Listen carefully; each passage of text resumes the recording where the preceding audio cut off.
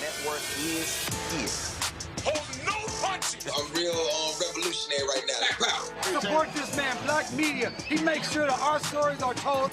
Thank you for being the voice of Black America, Roland. Stay black. I love y'all. All momentum we have now, we have to keep this going. The video looks phenomenal. See, this difference between Black Star Network and Black-owned media and something like CNN. You can't be Black-owned media and be scared. It's time to be smart. Bring your eyeballs home. You dig?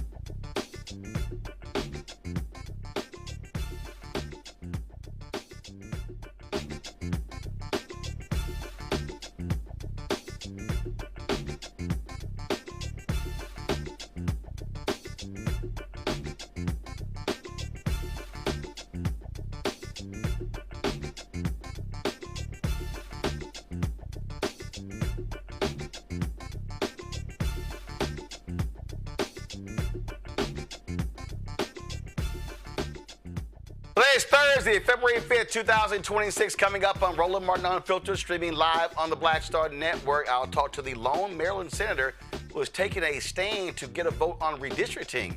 Why did he seem like he got called to the principal's office? Yeah, we got him right here on the show. Talk about what went down there. Let's go to Virginia, where Democrats have reached a 10-1 agreement on a new congressional map, calling the new map a step towards fair representation and transparency for the 2026 midterms. Take that, Donald Trump. Chicago's Mayor Brandon Johnson will be here to discuss why he signed an executive order making the city the first in the nation to use their local law enforcement to hold ICE agents accountable. Donald Trump insults Democrats at today's National Prayer Breakfast. Why did that fake Christian be allowed to speak?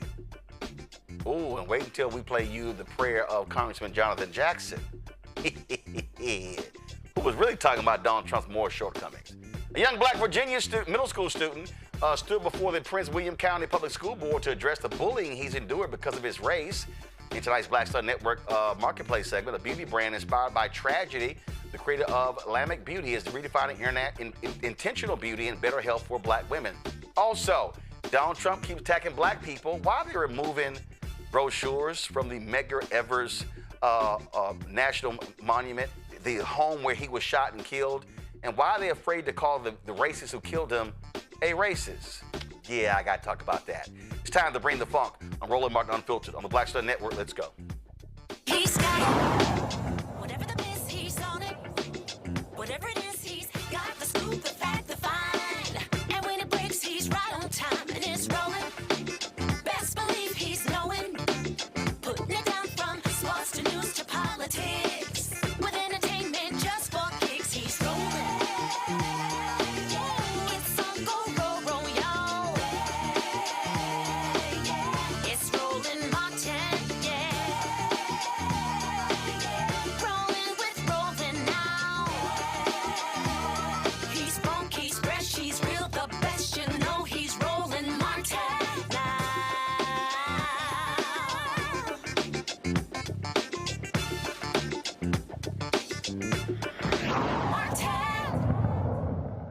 Folks, because of what Republicans did in Texas and elsewhere, Maryland House chose to push forward a new redistricting plan that would penalize Republicans and truly make it a blue state. Well, you got the Senate president in Maryland who says, no, there's no votes here. We don't want to change it. Well, Senator Arthur Ellis, is taking a stand. He actually has launched a public one-man protest against Senate President Bill Ferguson's plan to stall the map in the Senate.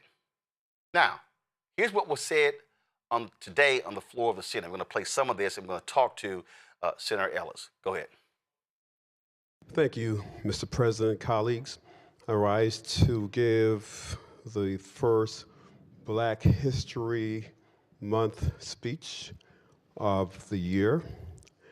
I will do it a little different, tell you some names you've never heard before. If you heard it, they're not in many history books or monuments in the nation.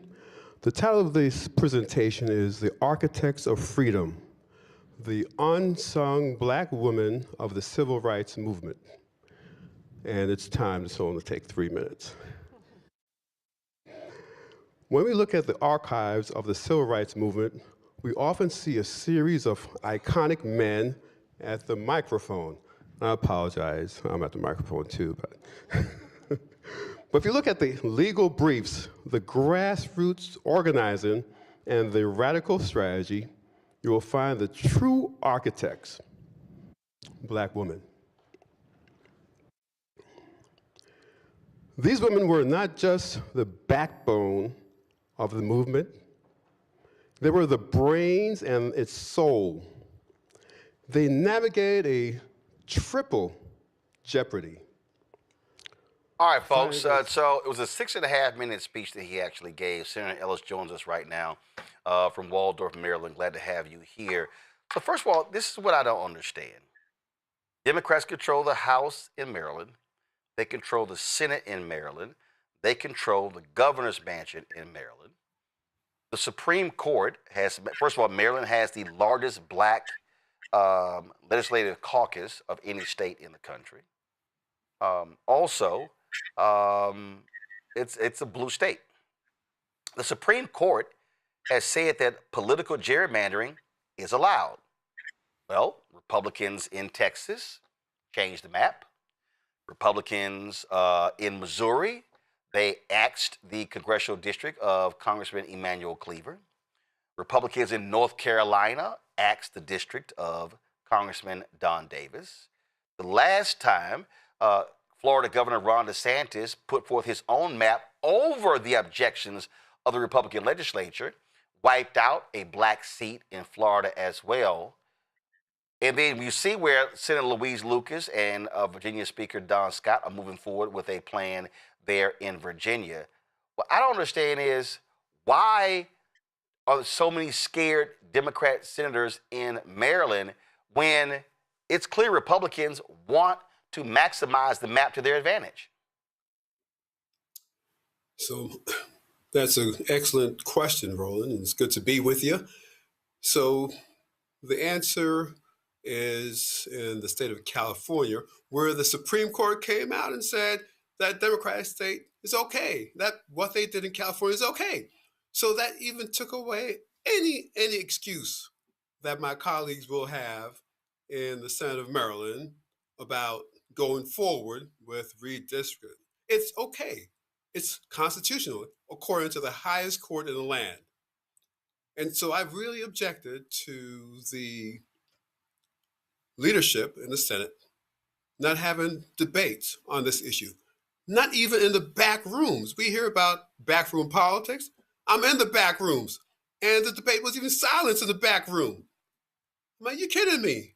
And so I had to really take a deep dive in history and our ancestors and how they stood up and how they were able to put themselves out there, being able to and willing to be ostracized, to be beaten. We think about John Lewis, and all these ladies who really let out, Pauli Murray and Fannie Hamer. It's amazing how they stood out, left their comfort zone to make a statement that had to be made at that time. And I believe my protest on the Senate floor today was that statement I have to make in this very, very crucial time in American history. Now, let me be very clear. I was very opposed to what Republicans did in Texas. But the position that I've always said is, if y'all going to play a game by a different set of rules, well then I'm going to play the same game with your rules. What I'm not going to do is abide by the old rules and tie my hands behind my back, put a straitjacket on and some duct tape and handcuffs, while y'all get to just beat me over the head. And I've always said, my biggest problem with Democrats is Democrats want to always be fair when the opposition wants to win and exert power. And I agree with that. And we have to stand up now. We have to say, it's not about fairness. It's not about rightness. It's about our citizens being represented. So most of our Democratic representatives in Texas and other states are being eliminated. If we have a chance in these majority Democratic states to negate that movement, we have to engage. We cannot unilaterally disarm. Imagine us as a military man. I'll use some military examples. Imagine the United States give up all our nuclear weapons and say, Russia, we don't believe in nuclear arms anymore. I hope you really be nice to us and don't really use your nukes on us.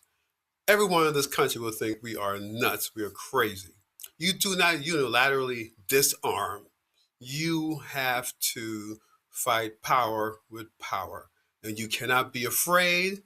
As leaders, our job is to be bold and get out there and engage for our constituency, for the rights of our citizens and our voters to really live the American dream, life, liberty, and the pursuit of happiness. So, when you right. So here's my question. So how many black state senators in Maryland? I think we have 16 currently. So 16 black senators. You got pretty much almost 50%. of the Democratic caucus. So you got 16 black state senators. You're the only one who wants to say, let's debate the map? Well, others say it and say it privately. I am the only one so far today to stand up and to say, no, we will not be suppressed. We will not be silent. We will not roll over and play dead in the Senate of Maryland. We will use all the tools at our disposal to bring this issue to the floor and to cause that level of discomfort. How can any Democratic leader in any body of government disregard a duly elected Democratic governor of a state? And how can we disregard the opposite chamber run by colleague Democrats when they gave us a map and we just say, hey, no, we're not going to consider it. We will not consider that bill. We don't feel like doing it. It's unacceptable. Yeah, I guess for me, my whole deal is have the courage and vote. If you don't want to do it, have the courage, have the debate, cast your ballot, yay or nay, and listen. And if it fails in Maryland like it did in Indiana, so be it. But it will not fail in Maryland if it hits the Senate floor. Guaranteed it will not fail. So what you're saying is that all these. Go ahead. I'm sorry. Go ahead. All these Democrats in Maryland are elected by Democratic voters. The Democrats, I can't tell you one that's elected by Republican voters. All of us have to stand for re-election in the primary election come this June. We really need to recognize the people who send us here. We are not the bosses. The people who put us here are the boss of us, and they tell us, engage. We weren't sent here by a majority of Republicans. Every election I run in, I have Republican opponents, and the people by 3-1 margin select me to come here to Annapolis to espouse their values. And that's same for the vast majority of my fellow Democratic colleagues. So think about your voters. So what you're saying is that the reason the Senate president won't bring it to the floor because he knows it's going to pass, and the other people are like, man, go ahead and protect us so we don't have to vote on it. Well, that's a conclusion. I can't get into the Senate president's head why he does what he does, but the matter is the Senate president is not my boss. Other senators might call him boss, which they do, but he's not my boss. He didn't hire me, and he can't fire me. For this power position, I would never, ever be hired by a white guy. And I'm 64 years old. In the Air Force, fighting for promotions, fighting discrimination, working for civilian agency in the federal government. It's been harassment every single way, preventing my advancement. And a lot of my constituents have the same experience, whether it's working for the private company or for the federal government or state government. So I'm sent here to be that independent voice, to say I have zero bosses in the capital, the state capital of Annapolis. And I represent, and my bosses are in the Waldorf area and all over District 28 of Charles County, Maryland. Those are my bosses, and those are people I call boss. And they're telling me, you get up here in Annapolis and you speak up, and don't respect anybody up there who disrespect us, the voters who sent you to Annapolis. And not having a debate on this redistricting bill is a disrespect of my voters who tell me, I get so many calls today and before, like, y'all need to approve that map. We need to stand up to the Trump administration, and we need to fight back. And so I'm just obeying my bosses and carrying out my instructions from the voters who sent me here in Annapolis. A last question. Did the Senate president pull you aside and have a conversation with you about your stand? So there are several conversations over the last few months. Most recently in Democratic caucus meeting, I try to get the discussion going and ask for a straw poll, and it was really crickets, right? Nothing. And then that was Tuesday of this week. And then Thursday, the black senators we had a meeting with the Senate President and his staff, and it was well discussed. And we left the meeting with no answer about the things that we care about. Status quo. So the Senate President forced my hand and remind him again that you're not my boss. You cannot, and no one here can silence me in my constitutional free speech, protected legislative speech here in Annapolis and on the Senate floor. Well, there we go. Senator Arthur Ellis, I appreciate it. I really hope that that this vote actually takes place. Thanks a lot. Thank you, Roland. Appreciate you. Thank you very much, sir. Going to bring in my panel, Zabor G, DEIA consultant, employment specialist out of D.C., Dr. Greg Carr, Department of Afro-American Studies at Howard University, also D.C., Thelma Lawyer Bay Anderson, author of Shut Up and Prosecute out of Dallas. I'm going to start with you, Zabor. Look, this is real simple. Republicans are playing for keeps. I don't understand why Democrats don't understand that you got to be as ruthless as they are. I love Senator Louise Lucas in Virginia, where she said, damn that, it's going to be 10-1. And in fact, I think it was Senator Tim Kaine had said something against it, and she basically said, hey, man, keep your damn focus on D.C. We got this in Richmond. I'm like, that's what I'm talking about. Definitely. I mean, we have to have people that's going to stand up and fight, that's willing to protest, that's willing to do the things that we need to do to represent the communities that we represent. If his communities are saying, hey, what are you going to do? How are you going to stand up to this? We're tired of seeing scary Democrats that are not fighting for the Voting Rights Act. Like, we have rights. The communities have rights. We need people that are going to represent us in a way that protects our rights, that ensure that we are able to vote, that ensure that we're not going to let them just keep taking away these Democratic seats by their redistricting of these maps. They're weakening the power of our communities. They're weakening our voices. And we have to have some kind of fight. We got to get in the fight. And so when you have senators that are willing to stand up for the people in the communities and their rights, I can't do nothing but shake my head and be excited and happy that we have people that are willing to fight back. Thelma, I cannot stand weak as leaders. Listen, when I saw this, I said, we got to stop pretending like these Democrats are not acting like pussies, because we are in a power position to affect and to bring change, something that we haven't had the ability to do based on what has been going on. And to have the audacity to use the fucking Supreme Court as an excuse, and then the Supreme Court come and do a reverse Uno on you and tell California, yes, you have the ability to do what you're doing, so what's your excuse now? Because now it's looking like, who's benefiting from your silence? Because your silence is affecting the people that is ultimately going to show you better than they can tell you that you're playing politics when you're playing with people's life, and they put you in that position to make those hard decisions and not be afraid and call the bullshit like it is. And the fact that y'all are not doing that, and you have the opportunity and the ability, and California gave you the fucking blueprint, and you're sitting over here making excuses that you no longer have, I need to know who paying you for your silence.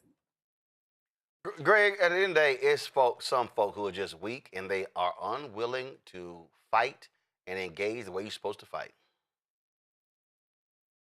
That's very true. And generally speaking, we live in an idiocracy, very low information voting across the board. And I think as a result, when we enter conversations like this, I think we have an information deficit. To the best of my knowledge, Bill Ferguson is not a quote unquote conservative Democrat, not a soft white nationalist. He comes from a labor background. His economics background may be a little bit more centrist or right leaning. But if his argument is if this were to take place, it might jeopardize some other Democratic seats in the congressional delegation, then I'd like at least to hear that debated and discussed. So I'd agree with Senator Ellis on that, 10 toes down. But let me counterbalance that with this. We've seen this conversation in Texas over the last couple of weeks, or a week plus now, with Tallarico and Congresswoman Crockett, and then a little bit more black, perhaps former candidate for Senate, Colin Howard. Whenever you inject race into a conversation, the information deficit not only widens, it gets replaced in a lot of ways with a kind of visceral reaction.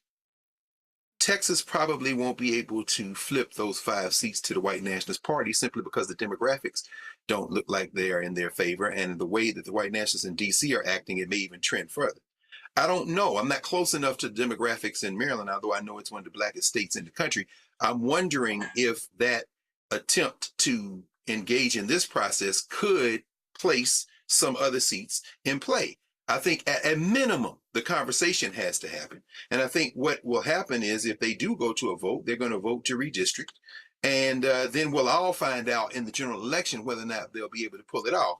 It's a delicate thing, because once race gets injected, you know, we get from low information to just straight out stupid. Mm-hmm.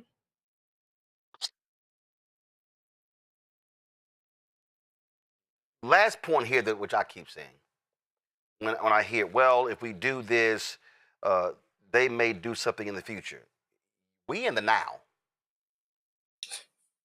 We're in the now. Democrats screwed that up when they did not go to Ruth Bader Ginsburg to tell her, retire.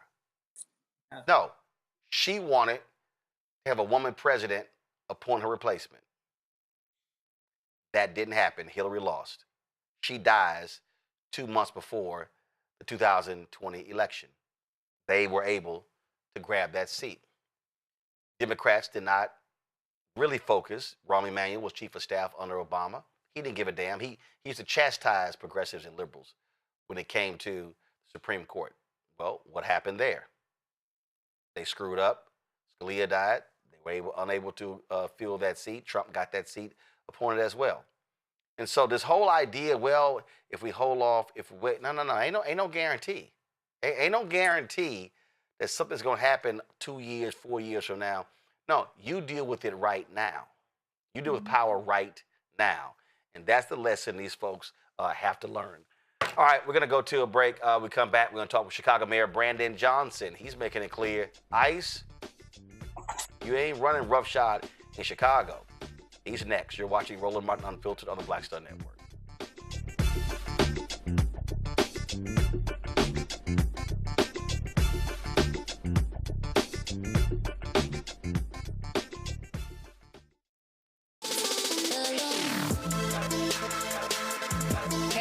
Welcome to The Other Side of Change, only on the Black Star Network and hosted by myself, Rhea Baker, and my good sis, Jamira Burley.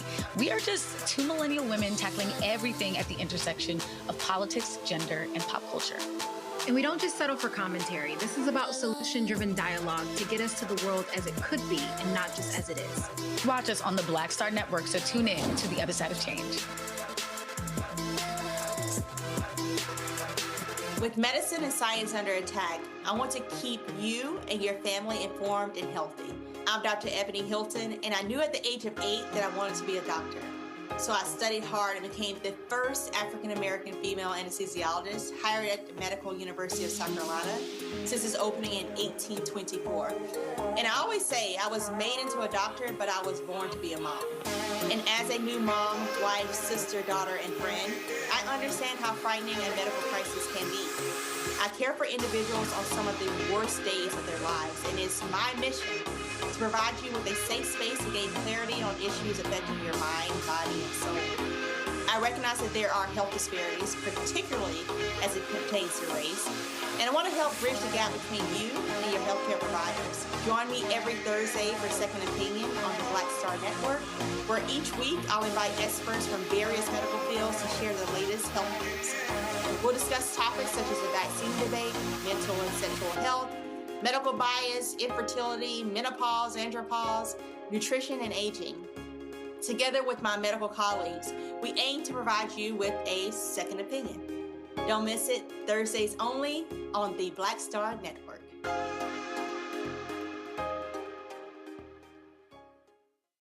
This is Bill Duke, and you're watching the Black Star Network.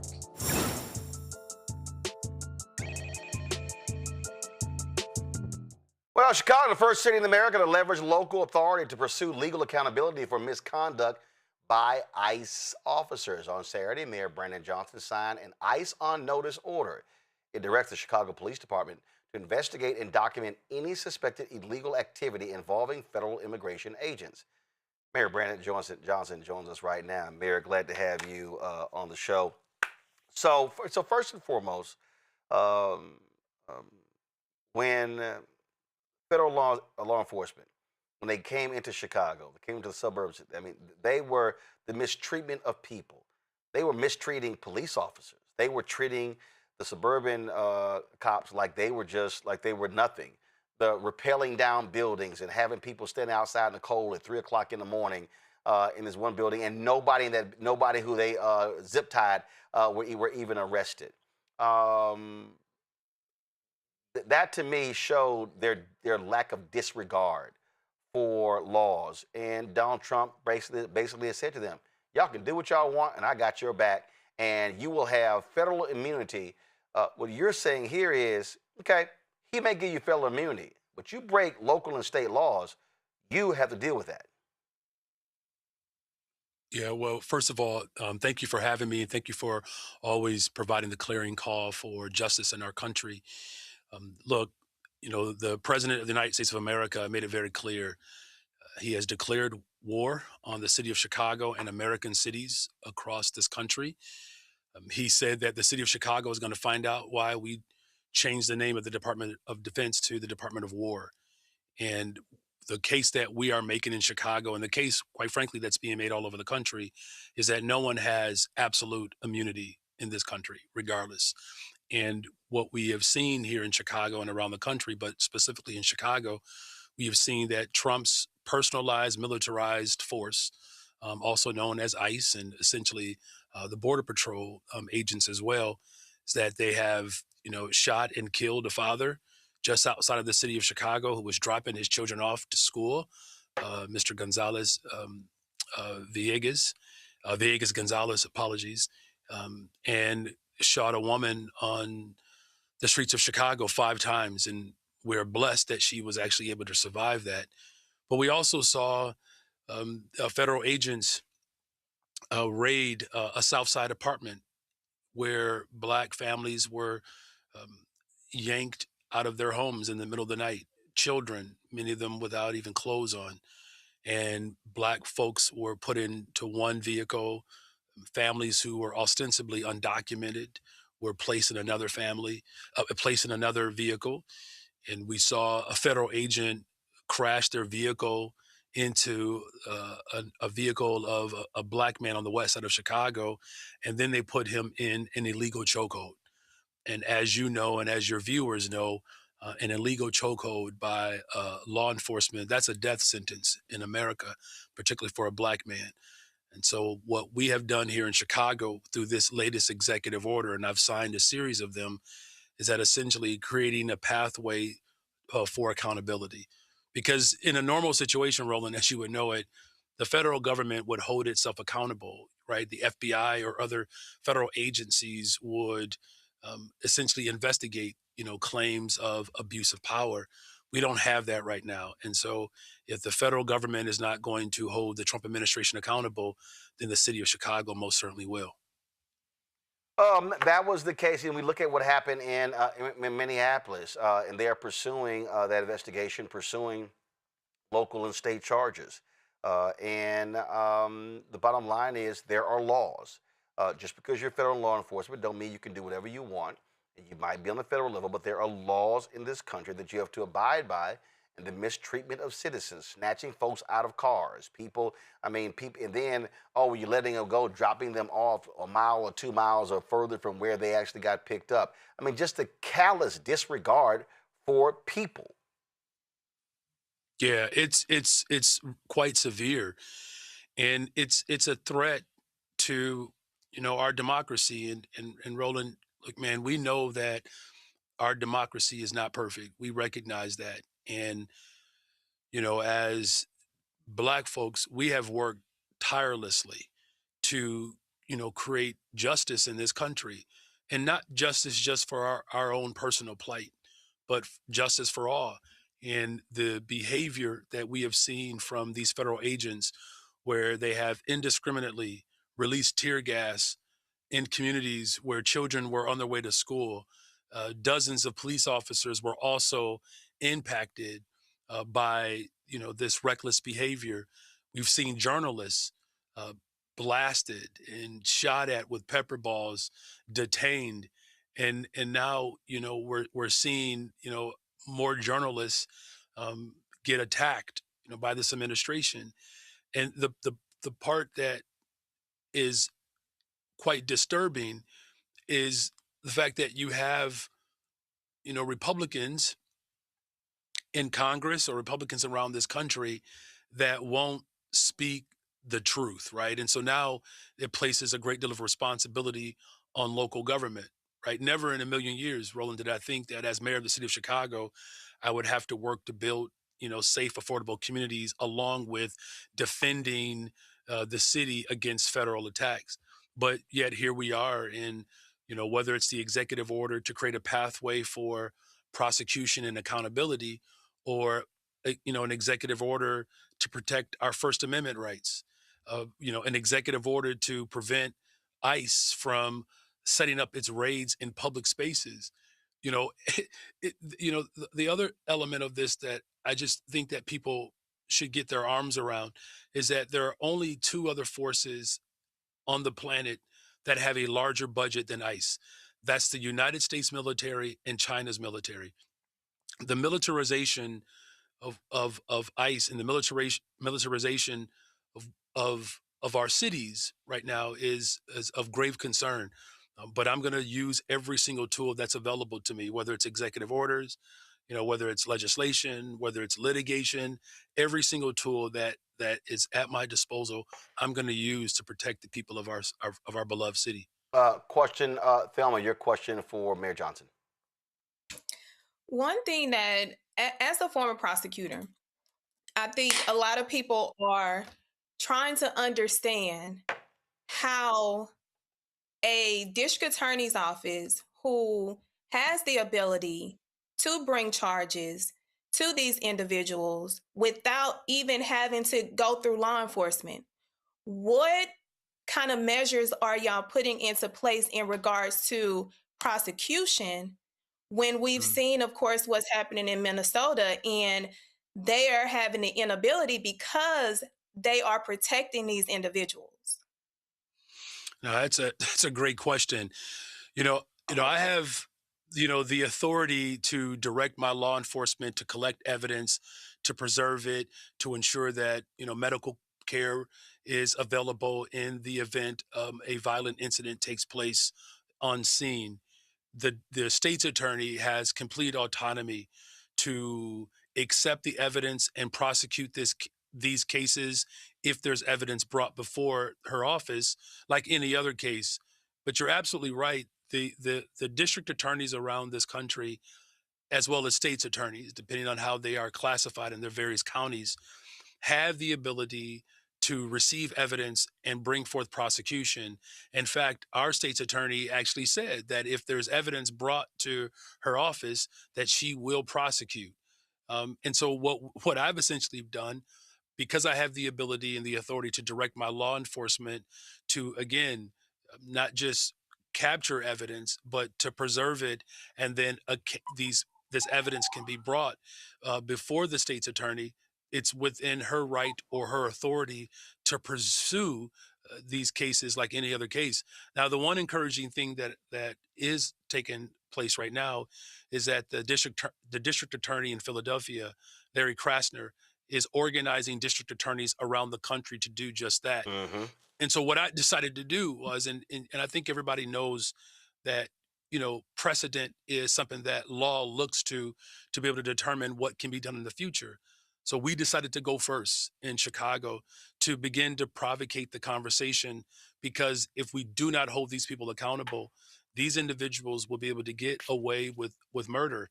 And that is a threat to our livelihood and to our experiences, especially because we know that the ultimate goal of this president is to prevent elections from happening. And if we don't hold this administration accountable, if we don't provide evidence for prosecution, if we don't move forward with that evidence to prosecute, there's nothing stopping this president from continuing this path of behaving with this ideal of impunity. And that's something that we have to avoid if we're going to protect our democracy, working people, and particularly our folks across this country. Greg Carr. Thank you, Roland, and thank you, Brother Mayor. It's good to see you again, brother. I want to ask you, and it was very encouraging to hear this coordinated effort. I'm sure that's clearly coming out as we begin to see folks going to the courts. Could you say something about how you're working with the state on this? I was reading the Bivens Act, the Illinois Bivens Act, of course, from December, which was signed, of course, there in Chicago, and I'm wondering if you have any thoughts about this really attempt that you all look to be leading in to enable folks to pursue federal officers like ICE for these knowing violations of the federal Constitution. We know, of course, the Illinois state Constitution has a supremacy clause issue there if it conflicts with the federal Constitution. But it looks like you all might have identified the gap because Congress has not spoken on this. This will certainly go to the court. But how strong in this coordinated effort is the possibility that you might have drawn down on the crack that might enable us to go after these guys for knowing violations of the federal Constitution from the state and the local level? Yeah, look, the conclusion that you're coming to is powerful. First of all, every time I see you, the level of books and consciousness around you. Just when I think that I'm doing my part to gain knowledge, then I'm on a show with you, and I realize I need to download a few more books. But no, look, our Department of Law has been Brother Mayor, Yeah. let me tell you, Brother Mayor, a bunch of these books came from pals at 57th over there by the University of Chicago. So just know that a lot of stuff came from your town. I'm just letting you know. Yes, it's a very familiar setup. Trust me, right? But look, our Attorney General, Raul, we have been working closely with his entity, with my Department of Law around these measures. We have provided joint litigation to the courts because it's the one place in our government right now where there's some level of check and some balance. Every single case that we have brought before the courts, we have prevailed. Every lawsuit that the president has brought against my administration, we've been able to defeat. And I think, to a point that was made earlier in the last segment about the Democrats missing an opportunity to actually appoint, justices for posterity and missed that opportunity. We recognize the assignment here, particularly as Black leadership, that if we don't take it to the courts, if we don't organize, if we don't use executive authority, we know what this country is capable of doing. And that's why, I've made this clear across the city of Chicago. As Black folks, we cannot allow the mainstream media dictate and determine what issues are important to us. I can fight this administration to make sure that there's funding for Black student success, while also fighting this administration as it attempts to institute draconian and unconstitutional actions against undocumented families. These things don't have to be mutually exclusive. When you see an overreach of the Constitution, when you see the militarized forces of policing and law enforcement, as a former social studies teacher, I know exactly what comes of that. And so you're absolutely right, Brother Carr, that between the Attorney General's office, working with the state of Illinois, and the Department of Law, defeating this administration in this moment is, quite frankly, the salvation and the grace that I believe Dr. King spoke of. I know everybody claims Dr. King, but he did live on the west side of Chicago where I live. And when he came to Chicago, right just a few feet from me where the office of the mayor is, he stood in that office facing down Richard J. Daley, as he was, daily preventing Black folks from having housing. And we know what Daley said during the convention and afterwards, and the shoot to kill order. But Dr. King said that Chicago has the ability to elevate the consciousness of America, and that if we figured it out in Chicago, we can do it anywhere in the world. And so it's that motivation that continues to guide me in this moment. Again, whether it's, joint lawsuits, organizing people on the ground, using my executive authority to push back against authoritarianism. I guess I'll just, end with this, at least at this point. Justice Brandeis, the first Jewish American to serve in the Supreme Court, he said that you can either have a democracy or you can have wealth in the hands of the concentrated few. But he said you cannot have both. And so we have reached that point now, 100 years later, where it's going to take all of us, the soul of America, Black folks. A great writer and scholar once wrote about that if this democracy is going to survive and become better than what it was, it's going to be up to Black political consciousness that has to elevate the thinking and the paradigm of this democracy. Zabor? Thank you, Mr. Mayor, for all you're doing. As a social worker, I just want to know, to the critics, can you make clear how this order is not symbolic politics, but actually protects the residents of Chicago? And me thinking of just how community trauma happens with ICE entering in our communities. I'm just curious, how do you let the critics know that this is not just politics as usual? Yeah, it's a great question. And what I say to individuals who are worried about that, one of the reasons why we've been so public about not just the potential surge that we could see in Chicago, but we're also looking at past potential cases that the people of Chicago can bring before our police department, and then that provides us with the evidence that we will need to hand it over to the state's attorney. Look, I don't have control over what the state's attorney does. What I am offering up is that what I do have control over, which is to ensure that our local police department, one, adhere to the Welcoming City Ordinance, which was put in place by the first Black mayor in the history of Chicago, to ensure that local law enforcement would not participate or engage in or support the efforts of federal agents, and particularly with immigration enforcement, especially particularly without a warrant. That is the that impetus behind the work that I'm doing. People have laid the groundwork for my leadership to elevate the consciousness of the people of the city and the people across this country. And whether it's a past case or what, hopefully we don't see it, but in the event of a future case, we have the mechanism in place now to deliver that evidence over to the state's attorney. And then, of course, that's going to be on the state's attorney to take it from there, like in any other case. So, I don't have time for symbolism. We know how detrimental that type of,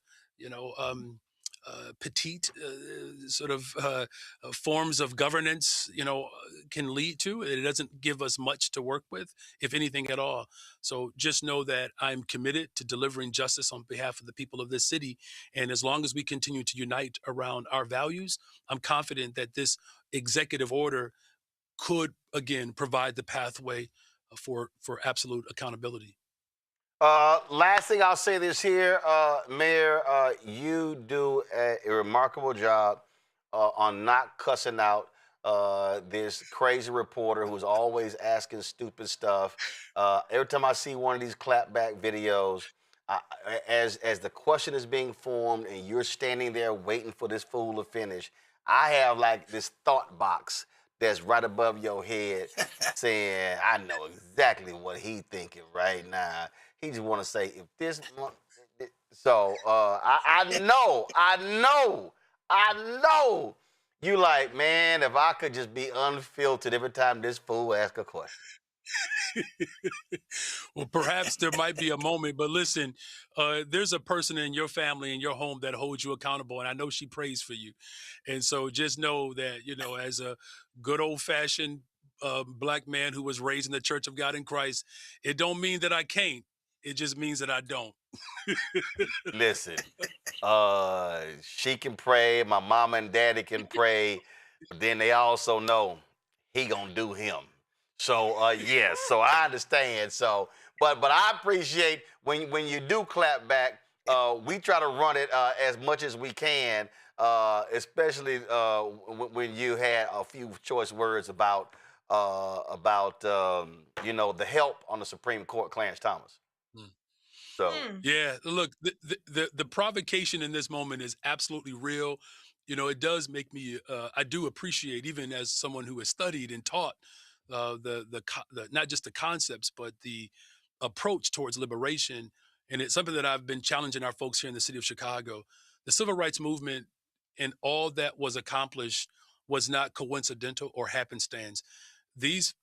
Our ancestors, and many of them are still alive, they went through training, Roland, as you know. And so if we're going to do this well, I've called for this citywide, and we are moving in this direction where we have citywide training apparatuses so that we could prepare ourselves to beat back this government, because of course they want to provoke us in a way that justifies their hatred. And I try hard not to give them any more fuel, but in the words of many of the old saints, help me Holy Ghost. Mayor Brandon Johnson, always a pleasure to have you on the show. We appreciate it. Thanks a lot. Thank you. All right then, and y'all, if y'all wonder what I was referring to, y'all go ahead and roll when the mayor had a few words to say about Uncle Clarence. It's come to our attention that Judicial Watch is suing the city of Chicago over its reparations task force, saying that it's discriminatory by race, when you said that it wouldn't just benefit blacks, especially foundational black Americans.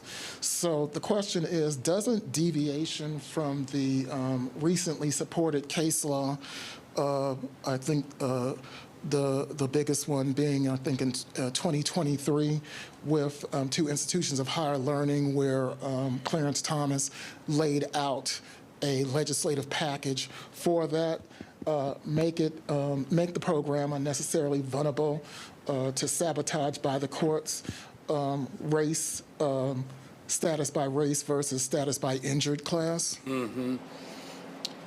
Yeah, I'm not aware of anything that Clarence Thomas has ever done that has benefited black people. I'm just not aware. Well, I just told you.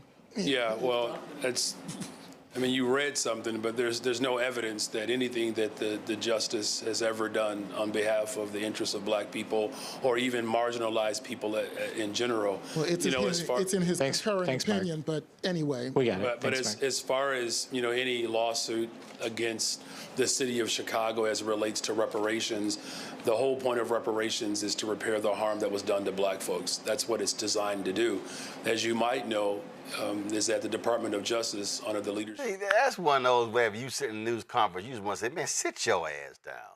That's just me. But I do enjoy the Mayor Brandon Johnson clapbacks. I really, really do. Because they are always quite entertaining. All right, y'all. We're going to go to a break. We come back. Second half of the show, lots to talk about.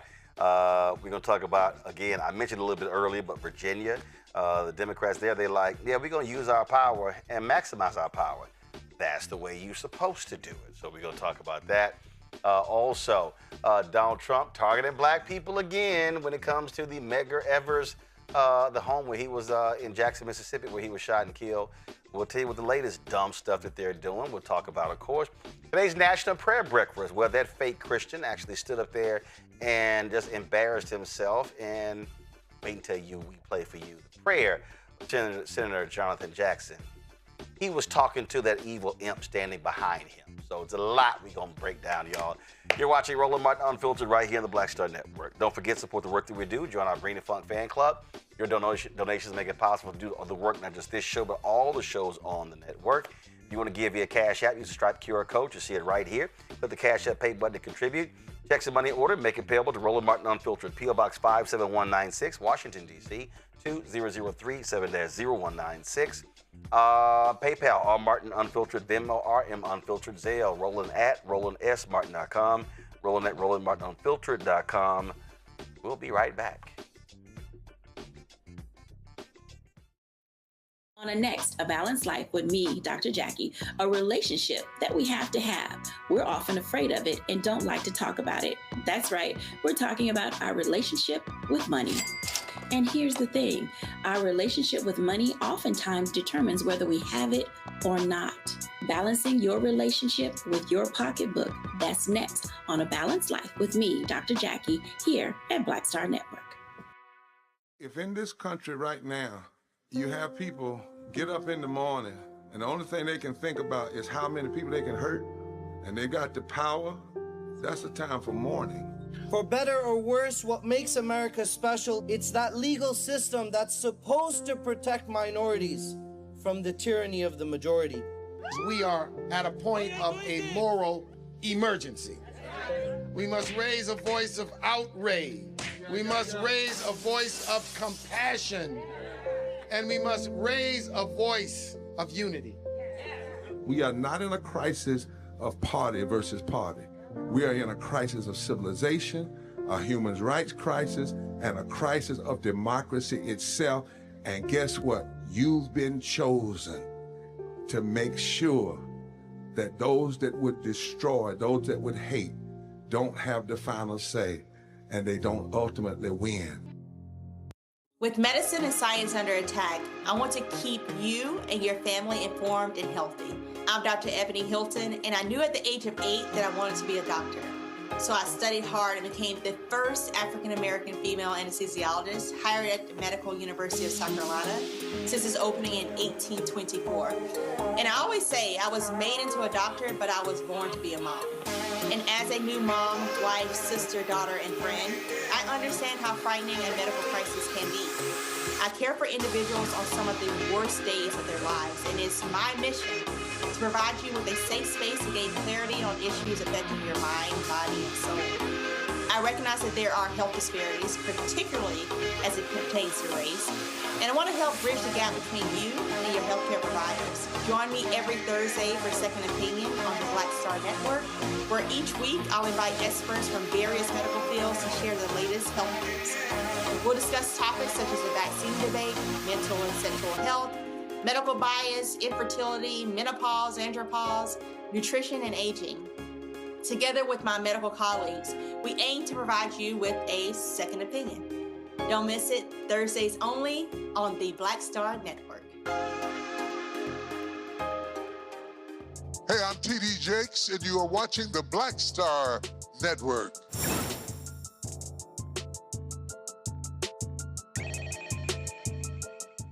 The number of children in immigration and customs enforcement detention has skyrocketed. It's increased more than sixfold since the start of the second administration of the twice impeached, criminally convicted felon-in-chief Donald Trump. The Marshall Project analyzed data obtained by the Department of Data Project and found that ICE held around 170 children on an average day under Trump. During the last 16 months of the Biden administration, ICE held around 25 children per day. Anna Flagg, a senior data reporter for the Marshall Project, joins us right now. Anna, glad to have you on the show, and also glad to have the Marshall Project, continuing. There was little ups and downs there, and so it's really important. Y'all, the great work that y'all do there is really important, especially with these major newsrooms like the Washington Post whacking so many people. We got to have these deep dives. Let's talk about this here. What's the reason for this many children, this sixfold increase? Well, I think the experts that I've spoken to are saying that ICE is under a lot of pressure to deport as many people as possible. And they're receiving these quotas from the administration to up the numbers of deportations. And so they're picking up people at every opportunity, detaining them, and attempting to deport them straight out of detention. And so that's going to involve picking up families, picking up children. It's just casting a much broader net in terms of who's being targeted for deportation. And the thing that's quite interesting is that they're under this intense pressure. And I keep telling people, if you look at the deportations under President Biden, under President Obama, they far outnumber what Donald Trump is doing. The difference is he's turned it into a television show where they simply executed a process and didn't make it out to be where these videos and the craziness that you see going on. I think one thing that has definitely changed is more of an emphasis on taking people in from the interior of the country, so by ICE as opposed to by CBP at the border. And so when you're bringing people in that way, you're sort of by definition going to end up bringing in people who have lived in the country for a long time, people who have families, people who have been part of the community for a long time, who have jobs here. It's really just sort of a different type of detention and a different type of targeting.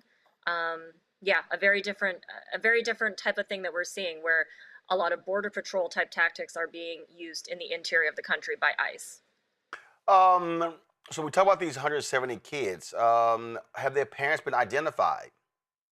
Do they know who their parents are? So, yes, so in the Dilley Detention Center, and most of these kids, I would imagine, actually are being detained with their families, so with at least one guardian. Some of them could be unaccompanied, but I would imagine that most of them, I mean, we don't know for sure because we just have the data that the Deportation Data Project has been really heroically requesting and making public.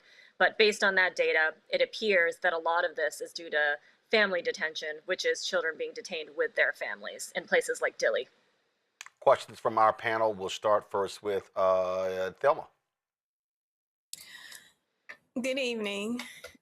One of the questions that I have, and I'm framing it from a legal standpoint because I know a lot of people out there are trying to understand, how is this lawful?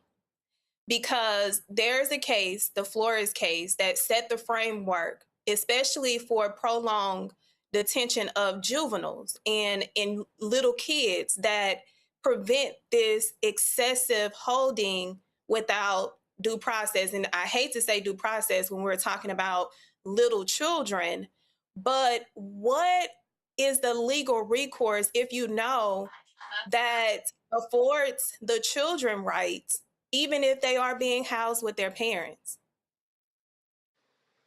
Yeah, I mean, I think the short answer to that is that they're not following Flores. And Flores is a settlement, so it has provisions that ICE is supposed to follow and guidances that these agencies, any immigration agency, is supposed to follow when it is handling and detaining children. So when that comes to unaccompanied children, they're not supposed to hold them longer than 72 hours. When it's children with families, it's not supposed to be longer than 20 days. But even sort of a stronger guidance than that is that ICE is actually supposed to be letting kids out as fast as possible. So what they're supposed to do is, they're never supposed to detain a child really, but when they have one, they need to take every effort to let that child out as soon as possible, and they are not supposed to detain them longer than these limits set by Flores. But what the data shows us is that they're not actually following these Flores guidances, and lots of children are being held longer than they're supposed to be held. Deborah? I'm just thinking about the safety and the well-being of families that may have kids that are immigrants that have not, they're not educating their kids, or they don't really know how to educate their kids on how to be careful in this environment. So my question to you is, what would you tell a parent of a child that may be undocumented, or just as they walk around and could easily be traumatized by the events that are going on? How would you prepare our immigrant parents to protect their children? Yeah, I mean, I think that's a really good question, and that's a really difficult question. The advocates that I've spoken to are really the best people to go to for advice about that. But what they're seeing is these networks of immigrant communities really kind of stepping up to support each other. You have the ICE watchers, you have people escorting children to school, you have people attending court appearances with undocumented people. These are people just attending the regular scheduled court appearances that they're supposed to attend and are expected to attend, and they're following everything that they're supposed to follow, but still getting picked up by ICE because of these quotas on numbers of deportations that the administration wants.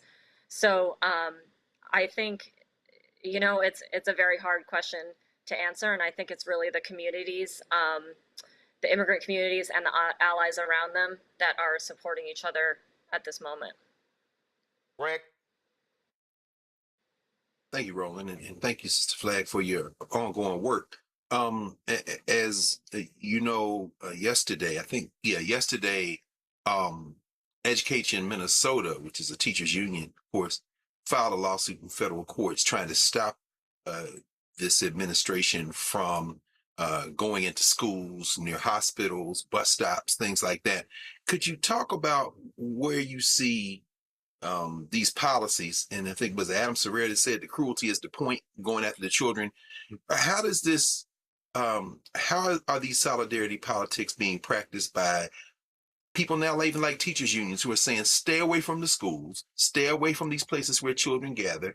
And how much of this is really less about trying to put people out of the country and more about trying to engender this sense of fear and using children? Forgive me for using the word that's been bandied about now, but I think this is probably apropos for what they think, as quote unquote bait to try to trigger adults, among other things. Yeah, I mean, I think it's both things. They are trying to deport as many people as possible, absolutely.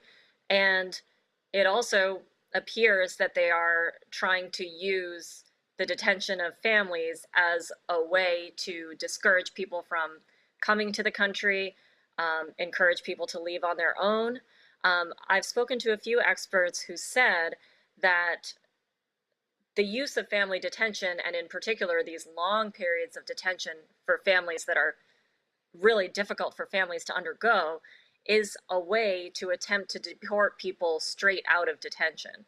So if you hold someone for a long time in detention and they're in there trying to fight their case, trying to talk to their lawyer, they have much less resources, right? They just have much less power to progress their case, and they're experiencing these difficult conditions of detention, and they're maybe seeing their child experience these conditions of detention. And that that might make someone who even has a perfectly legitimate, like, legal pathway to staying here just decide, you know what, I'm just going to leave this country as a way to get out of detention.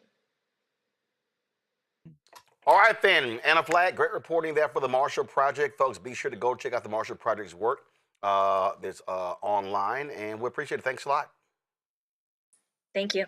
All right, folks, come back from break. We'll talk about Virginia, their 10-to-1 map, and we'll talk about how Donald Trump wants to let you know that don't call Byron Della Beckwith the racist who killed Medgar Evers. They're like, don't call him a racist, because that's just not nice. Yeah, seriously. You're watching Roland Martin Unfiltered on the Black Star Network. Next on the Black Table with me, Greg Carr. Succession. We're hearing that word pop up a lot these days as our country continues to fracture and divide. But did you know that that idea, essentially a breaking up of the USA, has been part of the public debate since long before and long after the Civil War, right up to today? On our next show, you'll meet Richard Crichton, the author of this book, who says breaking up this great experiment called America might not be such a bad thing. That's on the next Black Table, right here on the Black Star Network. With medicine and science under attack, I want to keep you and your family informed and healthy. I'm Dr. Ebony Hilton, and I knew at the age of 8 that I wanted to be a doctor. So I studied hard and became the first African-American female anesthesiologist hired at the Medical University of South Carolina since its opening in 1824. And I always say I was made into a doctor, but I was born to be a mom. And as a new mom, wife, sister, daughter, and friend, I understand how frightening a medical crisis can be. I care for individuals on some of the worst days of their lives, and it's my mission to provide you with a safe space to gain clarity on issues affecting your mind, body, and soul. I recognize that there are health disparities, particularly as it pertains to race, and I want to help bridge the gap between you and your healthcare providers. Join me every Thursday for Second Opinion on the Black Star Network, where each week I'll invite experts from various medical fields to share the latest health news. We'll discuss topics such as the vaccine debate, mental and sexual health, medical bias, infertility, menopause, andropause, nutrition, and aging. Together with my medical colleagues, we aim to provide you with a second opinion. Don't miss it, Thursdays only on the Black Star Network. Hi, I'm Swing Cash, Basketball Hall of Famer, and you're watching Black Star Network.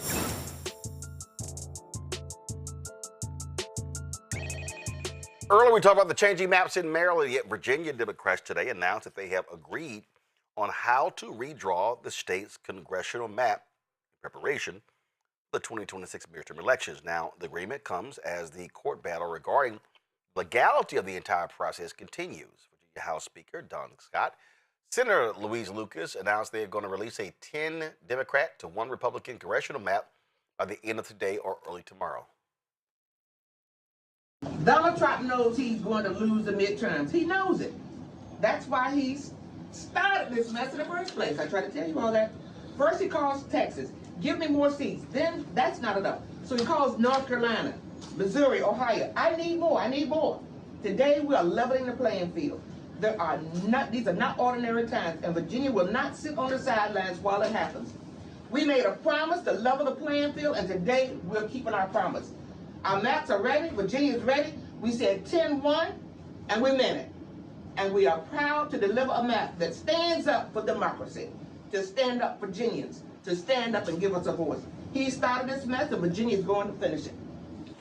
Virginia to the rescue. Senator Lucas said it best. We've been working really hard to make sure that we got this delivered. This is about leveling the playing field across the country. Republicans are gerrymandering maps to override the will of the voters. We just saw it in Texas, North Carolina, and Missouri. At Donald Trump's direction, they're manipulating election maps because they know they can't win on their agenda in 2026. So instead of changing their ideas, they're trying to rig the system. A 10-1 map levels the playing field, and we're ready to move forward. Today we're making good on our promise by releasing the maps publicly. We're going to get them released either by the end of the day or early tomorrow. We'll get those maps released. And putting them out in the open and allowing them to be debated the way they should be in a democracy, we're going to leave it up to Virginia voters. The maps are ready. Virginia's ready. And as my senator said many times, 10-1. 10-1. See, this is what I mean about Black Power. What you just saw, pull the video back up. This is what you just saw. You have Don Scott, native of Texas, who was the Speaker of the House in Virginia, first African-American in history. You got Senator Louise Lucas, Speaker Pro Tem. She is the one who controls the money there. These are two black folks, Greg, who understand how to use power. They ain't even been in a month with Spanberger being the governor, and they've already pushed through 4 major bills. That's what you're supposed to do. When we go to the polls to elect you, we expect you to use your power. I hope the black Maryland senators get some guts to publicly stand with that brother and say, if you're going to have power, use it. Absolutely. We're at another inflection point. I guess we've always been at them since they trafficked us over into this criminal enterprise. But it's clear that Virginia, you see black people not only in power and in authority, but because of their hard work and because of the work of every single person who went to the polls last year, they have been able to run over any traces of resistance, even within their own party. By contrast, in Maryland, this Senator Bill Ferguson out of Baltimore, the Baltimore area, remains a figure that they haven't been able to break his political power yet. I think ultimately he will be overcome. I think the circumstances demand it. Again, this isn't a nation. It's a country. It's a polity with a lot of different formations in it. And what these white nationalists have done, and I think we should all be crystal clear about this. You can say what you want about Stephen Miller or Noam or any of these other people. This is the hand of Steve Bannon behind this. He is absolutely 100% correct about this. They are fighting a civilizational war to keep white supremacy going, and I embrace him for it. Because when we break their backs this time, it's going to be permanent. And in Virginia, what they understand is that you've got to now step on their necks. I'm sorry, Senator Ferguson. You're behaving like a white nationalist right now out of Baltimore. The citizens of Baltimore, the mayor of Baltimore, the city council of Baltimore, the rank and file people who live in the city should rise up, not just black people, but everybody else in your district, in your area, call you, overwhelm you, and reform you until you get out of the way. This is now on the people who live in Mr. Bill Ferguson's district. Because in Virginia, the opposition has been removed and they're doing what they need to do with power.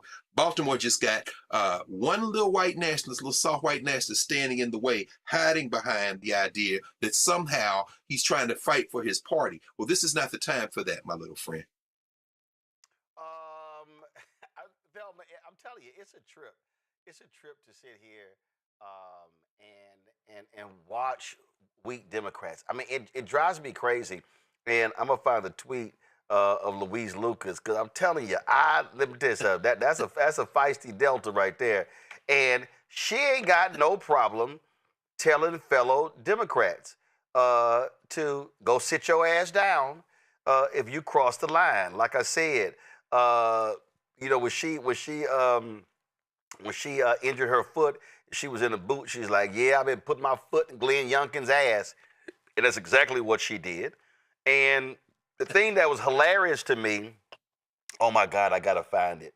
Again, Senator Tim Kaine made a remark about what they were doing, and she checked him and literally said, hold on one second. Let me blow this up for y'all because she wasn't playing, and I'm like, that's what I know. Hold on, I'm gonna pull it up. That's what I'm saying. When she checked these fools, she ain't got no problem. So she ain't bowing down just because you're a United States senator. She gonna let you know exactly how she feels. And so Kane had made some kind of comment about changing the map. And let's see here. Hold on one second. Away here. Let's see. There we go. She says, I have the utmost respect for Senator Kaine and Senator Warner, but we do not need coaching on redistricting coming from a cuck chair in the corner. How about you all stay focused on the fascists in the White House and let us handle redistricting in Virginia 10-1. She said what she said.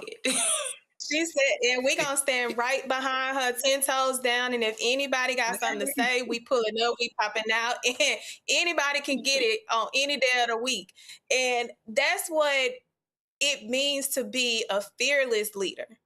Because you're not worried about what somebody say that they want to happen. No, you know what the people need and what the people deserve. And when I think about what they're doing in Virginia, we, the millennials, we have adopted our own updated Negro spirituals. And this is giving me Nuck If You Buck by Crime Mob. So y'all nucked, we about to buck back and we about to show y'all better than we can tell y'all. Since y'all wanted to come play, we finna show you how to play. Since that's what type of time we on, we finna add up this time and see how you like it. And what is crazy to me is the judge stated that they didn't follow the Constitution. They not fucking following the Constitution right now. So what are we talking about? Do the Constitution even exist? So what is that even an argument for? Is that something to make you feel good? Because your president ain't following the damn Constitution. So I love what Virginia is doing, and I love that energy. And that's the kind of energy that we need to keep, and we need to get rid of these weak, sourpuss-ass Democrats that don't want to do nothing. There was some reception in Virginia, and she was going through the crowd, and she don't care. Let me play y'all. Listen to this.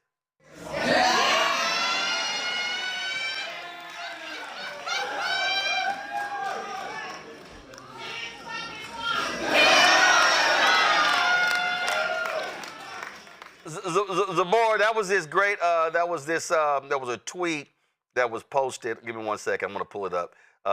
And it was Congressman Brendan Boyle said, "Want to be the Democrat who is tough, savvy, and playing to win? Her name is Senator Louise Lucas. If I'm ever in a foxhole fighting for my life, I want her having my back." This is also the reason, because I think, if I'm correct, I think I ain't gonna get her age wrong, but I think she is 82. I think she's 82. Hold on 1 second. Let me get this thing right. Because she was born January 22nd. Now, yeah, she's 82 years old. She turned 82 in January. The thing here, Zabora, this is also why millennials and Gen Z love Maxine Waters. See, this is the thing that I keep trying to tell people they don't understand. And I know the feeling. I know, listen, when I travel and there'll be some young folk roll up on me, they be like, "Yo, Uncle Roll, you be going off." It doesn't matter your age. The question is, do they see you fighting for them? Mm-hmm. And that's the real lesson. If you are an elected official, it doesn't matter if you are in your 80s, your 70s, your 60s, your 40s, because it's some folk in their 20s and 30s who ain't no fighters. So it ain't about age, your demographic. The real issue is, are you swinging for folk and standing up for folk? That's the real issue. Definitely. I mean, it was the mink for me. She was confident, she's competent, and waiting for fairness from systems that benefit from everything that's unfair is a waste of time. That ain't never worked. From the Reconstruction to the Civil Rights Movement, we have always progressed when our leaders came and was ready to fight. They were strategic. They matched resistance with strategy. You know what I mean? So it's really important that she is in there and she's not backing down. It's 10-1. What y'all gonna do about it? We're here, we're fighting. Y'all not gonna just keep doing what y'all want in these southern places or in these Republican places and think that we just gonna sit here and allow y'all to take all the progress that at 82, she's been through so many different eras of seeing the fights that we've had to fight. So for her to still have fight, it says to the young person like me, you got to do something. You can't keep sitting on Twitter and not doing it. She's on Twitter and she's outside at 82. So we don't have an excuse as a millennial, as Generation Z, especially those individuals that are college educated that know better. We got to do something. You know, I just, again, in this moment, we ain't got time for niceties. We ain't got time for niceties. You know, we're always talking about, I mean, here's a perfect example. These Klansmen, these white supremacists in this administration, you know, we got the 250th anniversary of the country this year, and they are trying to strip all of the truth out. We already saw what they did with the slavery exhibit in Philadelphia. So this is what they're doing in Mississippi. This is from Mississippi Today. There are pamphlets that pass out when you go visit the Medgar and Murray Evers Home National Monument. The pamphlets they pass out. They now have edited the brochures that reference Brian Della Beckwith. This is the racist, the violent racist who assassinated Medgar Evers in his driveway. He died in front of his wife and his children. And they have edited they removed any references to him. They've eliminated also the reference to saying Medgar Evers was lying in a pool of blood after being shot. They also, the original brochures pulled from the home called Beckwith a member of the Racist and Segregationist White Citizens Council. Now they don't want to say that. Now you got to keep in mind, Trump signed this executive order calling for restoring truth and sanity to American history. And so Doug Burgum, who was the Interior Secretary who oversees the Park Service, his own order called for the removal of descriptions, depictions, or other content that inappropriately disparage Americans past or living, including persons living in colonial times, and instead focus on the greatness of the achievements and progress of the American people, or with respect to national features, the beauty, abundance, and the grandeur of the American landscape. So let me go ahead and unpack that for y'all. Yes. What they really are saying is, don't call them racist. Don't call them slave holders. Don't say that Thomas Jefferson, don't say that Sally Hemings was a woman who bore his children. Don't say she got raped. Don't say that she was owned. They don't want to say none of that. But when you talk about Byron Della Beckwith, this man didn't give a damn. This man, he did not care, don't care. He was a violent racist to the end. He was nasty. He was despicable. And see when you go to Jackson, they have a whole. This when I was there. This is the home. It's in that driveway right there. You see on the left. That's where he got. That's where he was shot and killed. Byron Della Beckwith's punk ass, as he rests in hell because he was an evil son of a bitch. He fired at him from across the street, killing him, and was finally brought to justice decades later. But that's who this man is. And see, Donald Trump, they want to strip all of this. They want to strip all of this. So when you go there, let me fast forward this video. So when you go there, you'll see. So this is what it looks like right here. So you'll see they have the sign out there. So this is a part of that home now is part of the U.S. Park Service.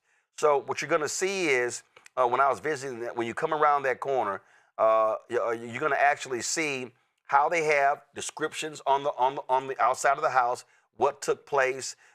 It was closed that day, so we couldn't go inside.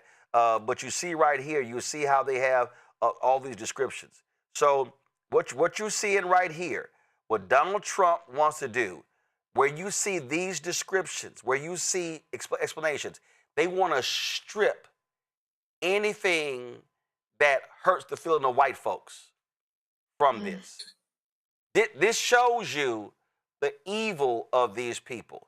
And so that executive order, oh, no, let's talk about just how amazing and wonderful and the grandeur of America. They don't want this generation to know about the heinous, evil, shameful crimes committed by folks in this country, Greg. That's why they want to ban books. That's why at Texas A&M, the regents want to control what's taught in the classrooms.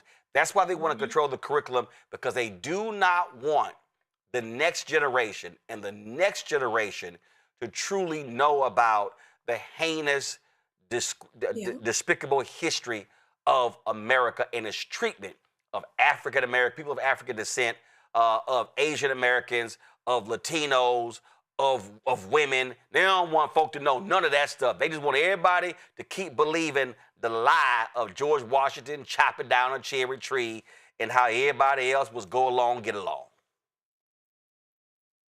Absolutely.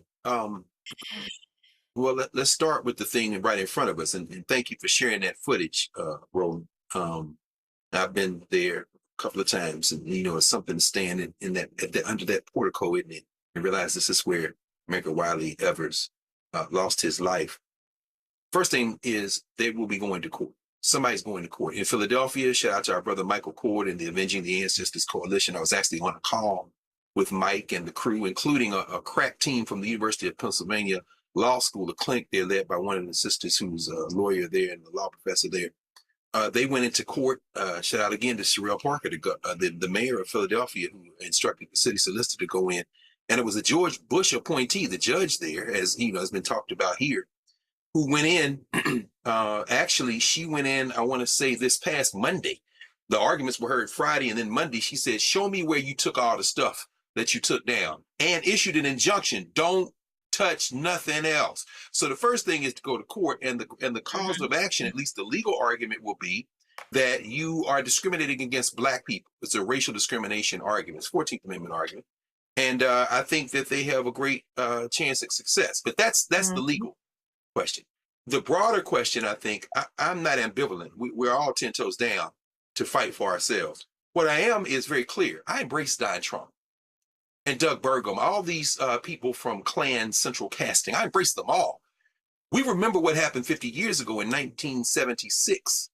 Black people in that same city of Philadelphia we've been talking about went to the mayor, a purebred racist named Frank Rizzo, former police commissioner, and said, you're going to put public dollars behind an African-American museum in Philadelphia, or everybody coming to this city to celebrate the bicentennial, oh, we're going to have a dance.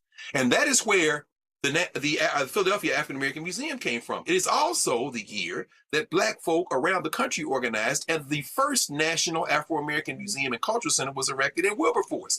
This is the 250th anniversary. Let me be crystal clear about this, in case anybody is not clear. I don't give a damn about the United States of America. You celebrate your settler colony any kind of way you want. Byron De La Beckwith is your brother. You should embrace him. You should elevate him. You should put his face on the money. Do what you want. because this is what you're going to reap. Since you're going to reap the wind, you sow the wind, you're going to reap the whirlwind. Guess what? Wasn't there a black kid under the center for the University of Mississippi that took you within a hair's breadth of the national championship? As we get all this other stuff restored to the parks, guess what? Let's print up our own pamphlets. Let's go out there and hand them out. And let's tell everybody that you will be out of your young black mind if you go throw a football for Ole Miss. Let these white boys repopulate their football teams. Let these white girls go play basketball. I don't care whether it's South Carolina. I don't care whether it's Ole Miss or University of Texas. Y'all can go to hell. You can keep your settler-ass country, because this time we're not going to pull you out of the fire. And if you come on this property and try to take something out of our hands after we done printed these pamphlets, oh, you're going to find out something else. And that's when these white boys going to find out they ain't got the muscle.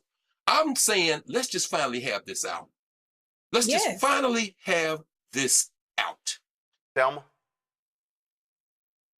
Sign me up. Where I put my name in to be a part, because I'm ready. On site. You hear me? The one thing on site. On site, they can get it. Trust and believe. The same thing that you're saying about Ole Miss is the same thing that needs to be said about LSU, and how Louisiana is doing the exact same thing.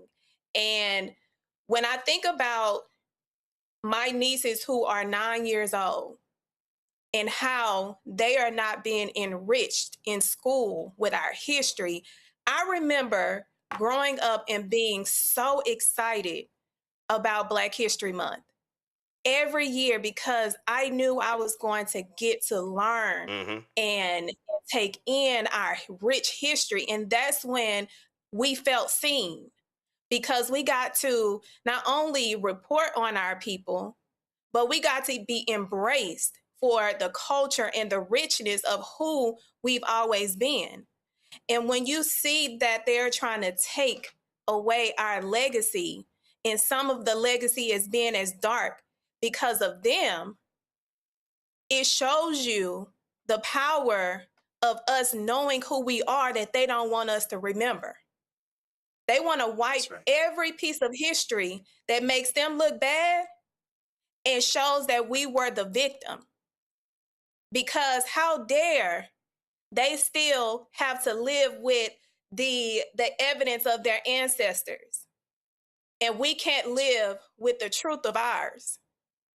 That's one of the reasons why I don't care where I go, I always encourage people to learn and go to these historical sites. One of my favorite sites is the Equal Justice Initiative Museum.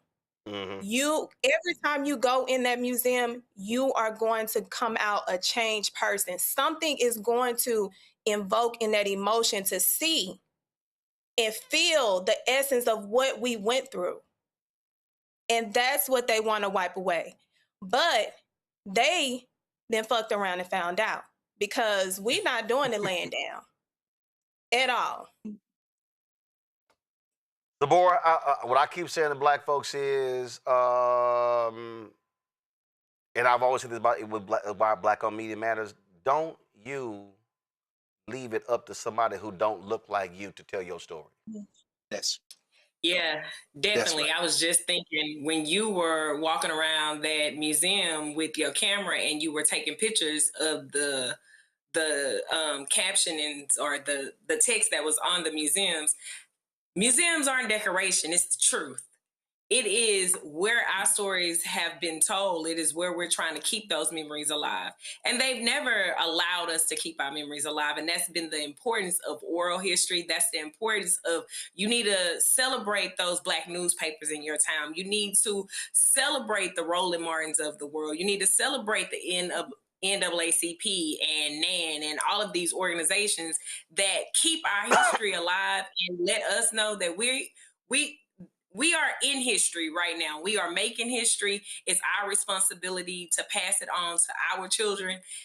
We go to these schools and they whitewash our history, and it looks like corporate gaslighting, if you ask me. Everything Trump is doing in that office, every decision he's making, is to undermine the progress that we have made. And if we're not going to go backwards, we have to make sure that we're keeping this history alive, that we are supporting the institutions that are supporting us, that we are listening to our Black college radio stations and media stations, and really supporting those not only with our eyes and with our ears, but with our finances.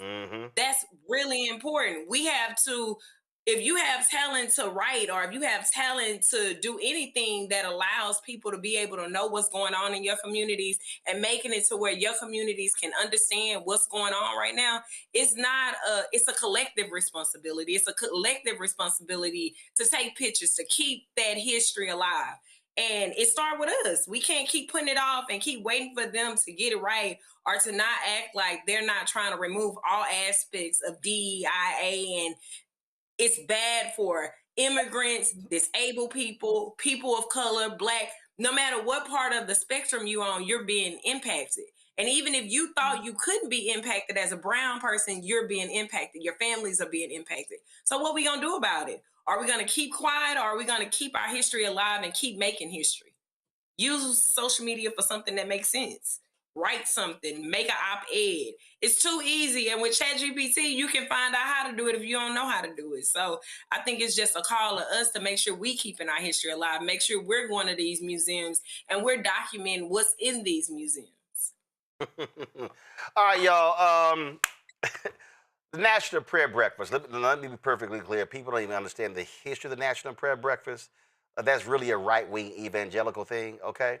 So it took place today, and that fake Christian Donald Trump showed up, and all he did was be nasty, trash Democrats. So here's something that this fool actually said today, y'all, that goes to show you what kind of evil, pathetic individual that he is. Listen. I don't know how a person of faith can vote for a Democrat. I really don't. And I know we have some here today, and I don't know why they're here, because they certainly don't give us their vote. I certainly know that we're not going to be convincing them to vote for a little thing called voter ID. It polls at 97%. And even the Democrat, the people, the voters, are at 82% for voter ID, but the leaders don't want to approve it. They said they will strike. They will not allow it to happen. It's polling at over 90%. It's called voter identification. When you go to the polls, you show, yes, my name is so-and-so, and I live in the country. I'm here, I can vote. They say, that's not allowed. And no, everyone's trying to figure it out. And they do something to win. You know what it is? They cheat. But let's get on to another subject. No, at that, they're the finest, probably anywhere in the world, I would say. But we're trying to pass voter ID and other things having to do with your religion. And getting the Democrats to vote is very, very tough. There's nowhere in hell I would sit there and allow this man to trash me and I don't say nothing. But something did happen a little bit later. So they had Congressman Jonathan Jackson, the son of Reverend Jesse Jackson Sr., do, I think it was the closing prayer, I believe. And listen to what Representative Jackson had to say. Reminds me of that white woman who gave the eulogy at the church service after the inauguration. Dumbass Trump didn't realize Representative Jackson was talking about your cankle ass. In the Latin, Imago Dei, and we always be reminded we are made in the image of God. In the Latin, Verbum Dei, that we also be reminded that we ask for the word of God. Our good and gracious God, we pray for the health and deliberations of the President of the United States. And we pray that you would be the final arbiter of whatever decisions he endeavors to make, that you would increase the stature of his wisdom, because without you, none of us can adjudicate the overwhelming details of leadership and life. Today we pray for America, and we pray for all parliamentarians around the world. The book of Timothy teaches us that you have been entrusted with leadership. Today we pray for the future of this nation, and that you would lead this president into greater levels of compassion for your name's sake. We pray that you would protect him from the iniquities of evil, and that you would give him greater clarity, greater courage, and greater capacity to do what is right in the forever challenges. Today we remind him that the lives of millions of people are in his hands, and that he has the power to turn mourning into dancing, or to reduce the country into a cosmic elegy of chaos and suffering. And it is because of this that we pray that the best of this president would rise among us. For the sake of this nation, for the sake of this world, we pray that goodness and mercy would announce themselves in his life in new and powerful ways. We pray that he would be mindful of the poor, and that he would be invested in the elevation, the alleviation of suffering happening on farms in the Midwest, in the families preparing to bury their loved ones in Minneapolis. Remind him that we are all Americans, all made in the image of God, and that none of us are free unless all of us have our freedoms protected. Many people are not lazy. Many people are simply tired. Many people simply are not okay. Matthew 25 teaches us that that our gifts are given from God, and that we should show them with compassion towards others. But most of all, we pray that you would work out your will in his life. May we all do more for the greater glory of God, because when it's all said and done, we pray as Jesus taught us to pray. We ask that we surrender our all to Jesus. To all hope I give him freely. I will ever love and trust him, and in his life and presence live daily. Thy kingdom come, thy will be done on earth as it is in heaven. Amen. Thelma, you know Donald Trump don't know what them books he was talking about. He was talking about Matthew and Timothy, and I'm sure Trump was sitting there going, is somebody on the dais named Matthew? Is Timothy here? Can somebody point me the way to 2 Corinthians? Listen, when he was doing that prayer and Trump is back there actively falling asleep, I'm like, is this the time that we're going to be released from him? Is this the end of an era? Is his eyes going to stay closed? Please let him stay closed, because them sins back there kicking his ass. I could tell them sins was kicking his ass during that prayer, because that man don't know a commandment if it looked him in his face. Like, that man don't know what a commandment look like, what it sound like, what it means, where to find it in the Bible. So for him to get up there and do all that rambling, I said them sins back there kicking his ass during this prayer. He don't even know how to fight back. He just closing his eyes, because the more he open them eyes, the more he know them sins is going to kick his ass. So he decided to bow out, because that's all he could do, because he don't even know what the hell going on. Man, listen, Zabora, I would have brought some damn blessed oil up there and just doused his hair. It just would have just sat there and I would just pour it over his head, and I would have performed an exorcism on stage.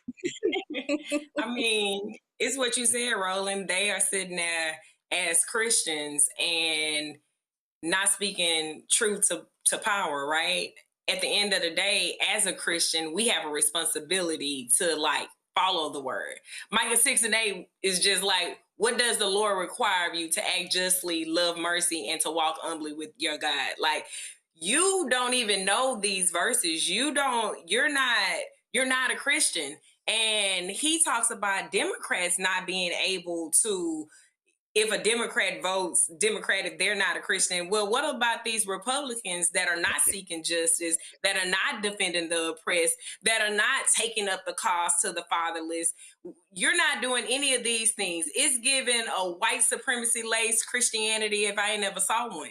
But that's not, we don't serve that kind of God. And all of the things that he's doing to people when God told us to love our neighbor, and how can you call yourself a Christian? And how could anybody in that audience not hold him accountable when that's our responsibility as Christians? I can't just sit there and listen to you say all these things that don't make sense, that are not Christian. Like, everything you do is walking in a way that is in opposition to all of the tenets in the Bible, or any religion for that matter. He need they need to hold him accountable, and they need to get him out of Christian spaces, and that ain't a Christian space. Whatever. I didn't want to play anything else from this trash gathering, but if you're gonna speak at a prayer breakfast, again, this shows you we know this fool ain't a Christian. We know he don't know Jesus, he don't know God, he don't know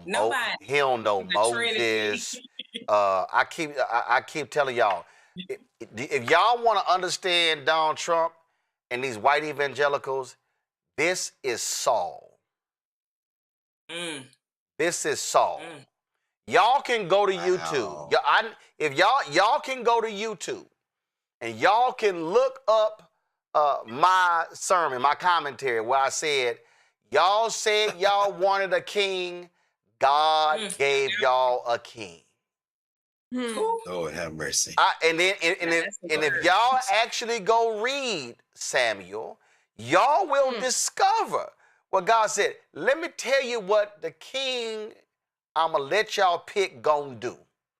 How he's going to destroy you. How he's going to take from you. See, you got some of these fools out here, some of these right wing, especially these black MAGA folk. There's this Negro down in Florida, Kevin something. I'm gonna get his name in a second, and he's always praying for King. He's always praying for Trump, and I'm always reminding people that people always like God. They're like, God allowed this to happen. And there's some people who go, you shouldn't say that. Well, that's also some people who actually haven't read. Because see, when the Bible said God will give the desires of your heart, that don't mean your desires were actually good. God's like, okay, y'all want evil? I'm going to let y'all have evil. Then y'all going to see how evil is. So that's exactly what happened here. He's Saul. That's who he is. He is an evil individual who, one, was scared. Listen to what this fool said today. If you want to understand how not unchristian-like, ain't nothing about this man Christian-like, this is what, you got to be stupid as hell to say this at a national prayer breakfast. Listen. And I said, this is a really smart guy. If I ever get this thing, I got to get it. It wasn't easy, They rigged the second election. I had to win it. Had to win it. I needed it for my own ego. I would have had a bad ego for the rest of my life. Now I really have a big ego. Beating these lunatics was incredible, right? What a great feeling. Winning every swing state. Winning the popular vote. The first time, they said I didn't win the popular vote. I did. But they said, so they'd always say, would always thought they'd introduce it. While Donald Trump did not win the popular vote, I'm sitting up being introduced by a Democrat or somebody. And they say, why Donald Trump did not win the popular vote. He won the presidency. Here he is. I said, that was terrible. I said, and we won the popular vote by a lot. We didn't want to play any games. This has been a much different. We had a great first term. We had the greatest economy in history, but this one's going to blow it away. Already it's blown. So you just lying. Blow it away. Oh, I got a big ego. If I would have had a bad ego. They rigged the second election, which I won. Are you telling on yourself? Greg, this is what I keep telling these people. God said, so y'all want him back? Okay, farmers, y'all voting for him? I'm going to let y'all have him back. Oh, I'm sorry. Now y'all praying to me about your farm? No, y'all wanted him. Y'all wanted him. Oh, I'm sorry. All y'all sick-ass broke white people in Kentucky, y'all praying, Lord, please, Lord, let them take Obamacare, Lord, but please don't let them touch my Affordable Care Act. It's not the same. I'm sure the Lord is saying, oh, I'm sorry, y'all wanted, but that's what y'all wanted. When the people wanted a king, God said, I'm not enough for y'all. Oh, so y'all want a king? I'ma let y'all have a king. Hello, America. Now, hello, right-wing America. Now y'all got y'all king. Now what y'all gonna do? How about that? Yeah, ask Senator Giuliani about what happened when he ran against Hillary Clinton for the open U.S. Senate seat. Wait, not senator. Oh, he didn't win. No. And shortly after that, there was a diagnosis of cancer. Ask those black women in Brooklyn, the Vodun practitioners, what they put on Rudolph Giuliani, if y'all remember. Go back and look. You can look in the archive for that. But, you know, in most African spiritual traditions, in fact, the ones that I'm aware of, and the ones that we created on this side of the earth as we were trafficked, like Vodou or Santeria or Macumba, any of those, for that matter, hoodoo, voodoo. The whole idea is when you wish something on someone else, you got to pay the bill for that. So if you're trying to work a root on somebody, or you wish evil on somebody, you have now dug two graves because you dug one for yourself. This country was conceived in violence. So it's always going to come to this. Donald Trump is a symptom. He's not the cause of what we're seeing. I said that all as a prelude to this. Every one of these so-called Christians are not in fact Christians.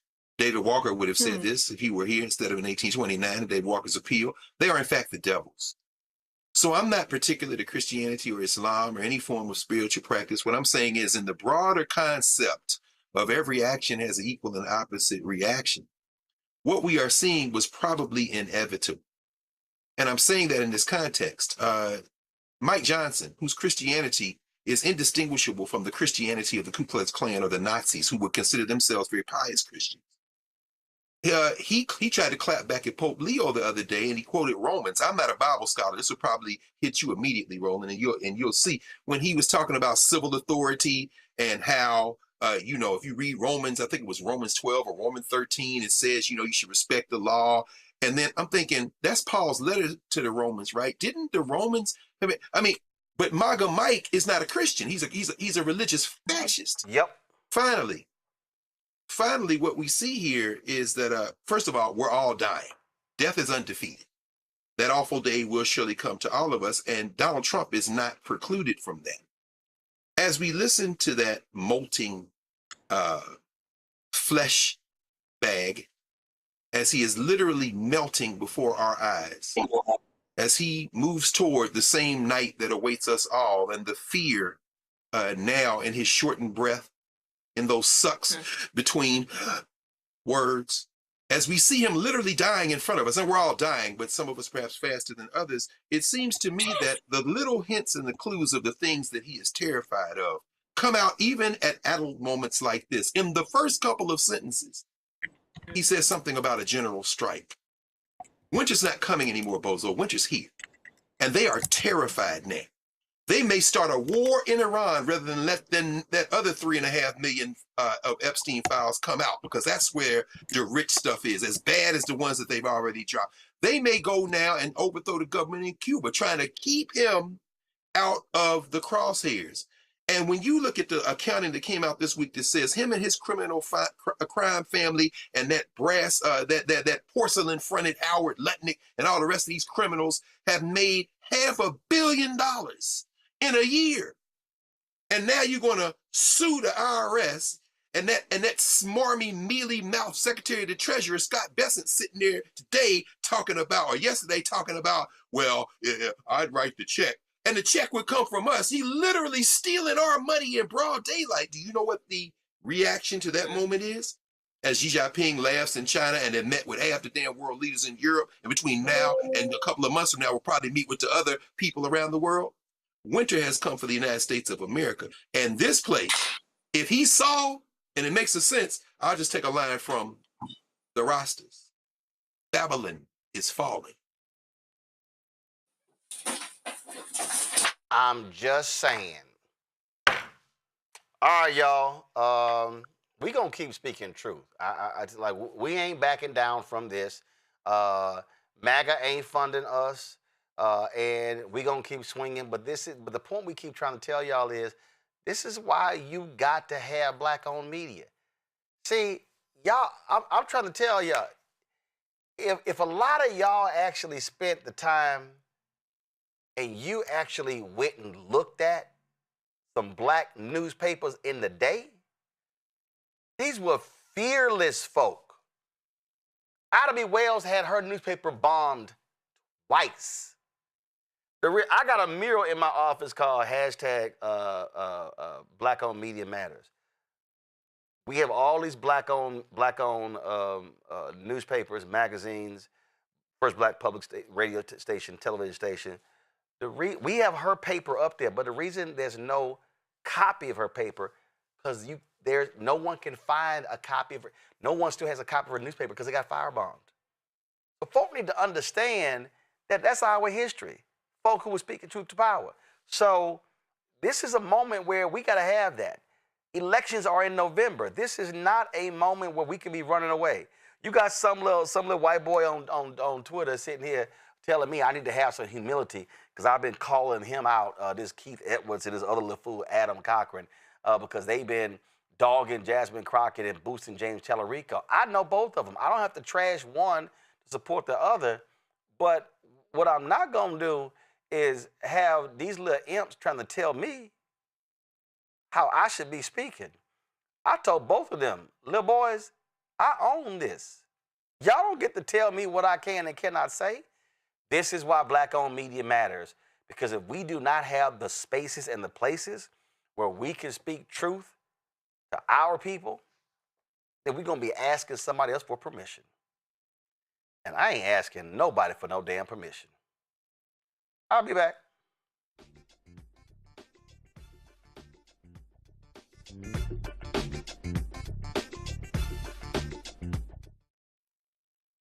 On a next, A Balanced Life with me, Dr. Jackie, a relationship that we have to have.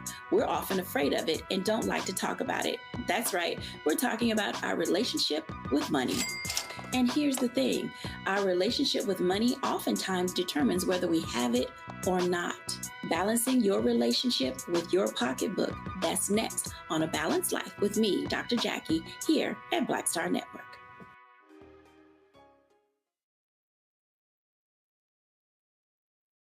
With medicine and science under attack, I want to keep you and your family informed and healthy. I'm Dr. Ebony Hilton, and I knew at the age of 8 that I wanted to be a doctor. So I studied hard and became the first African-American female anesthesiologist hired at the Medical University of South Carolina since its opening in 1824. And I always say I was made into a doctor, but I was born to be a mom. And as a new mom, wife, sister, daughter, and friend, I understand how frightening a medical crisis can be. I care for individuals on some of the worst days of their lives, and it's my mission to provide you with a safe space to gain clarity on issues affecting your mind, body, and soul. I recognize that there are health disparities, particularly as it pertains to race, and I want to help bridge the gap between you and your healthcare providers. Join me every Thursday for Second Opinion on the Black Star Network, where each week I'll invite experts from various medical fields to share the latest health news. We'll discuss topics such as the vaccine debate, mental and sexual health, medical bias, infertility, menopause, andropause, nutrition, and aging. Together with my medical colleagues, we aim to provide you with a second opinion. Don't miss it, Thursdays only on the Black Star Network. I'm Mark Morial, President and CEO of the National Urban League, and I'm watching the Black Star Network.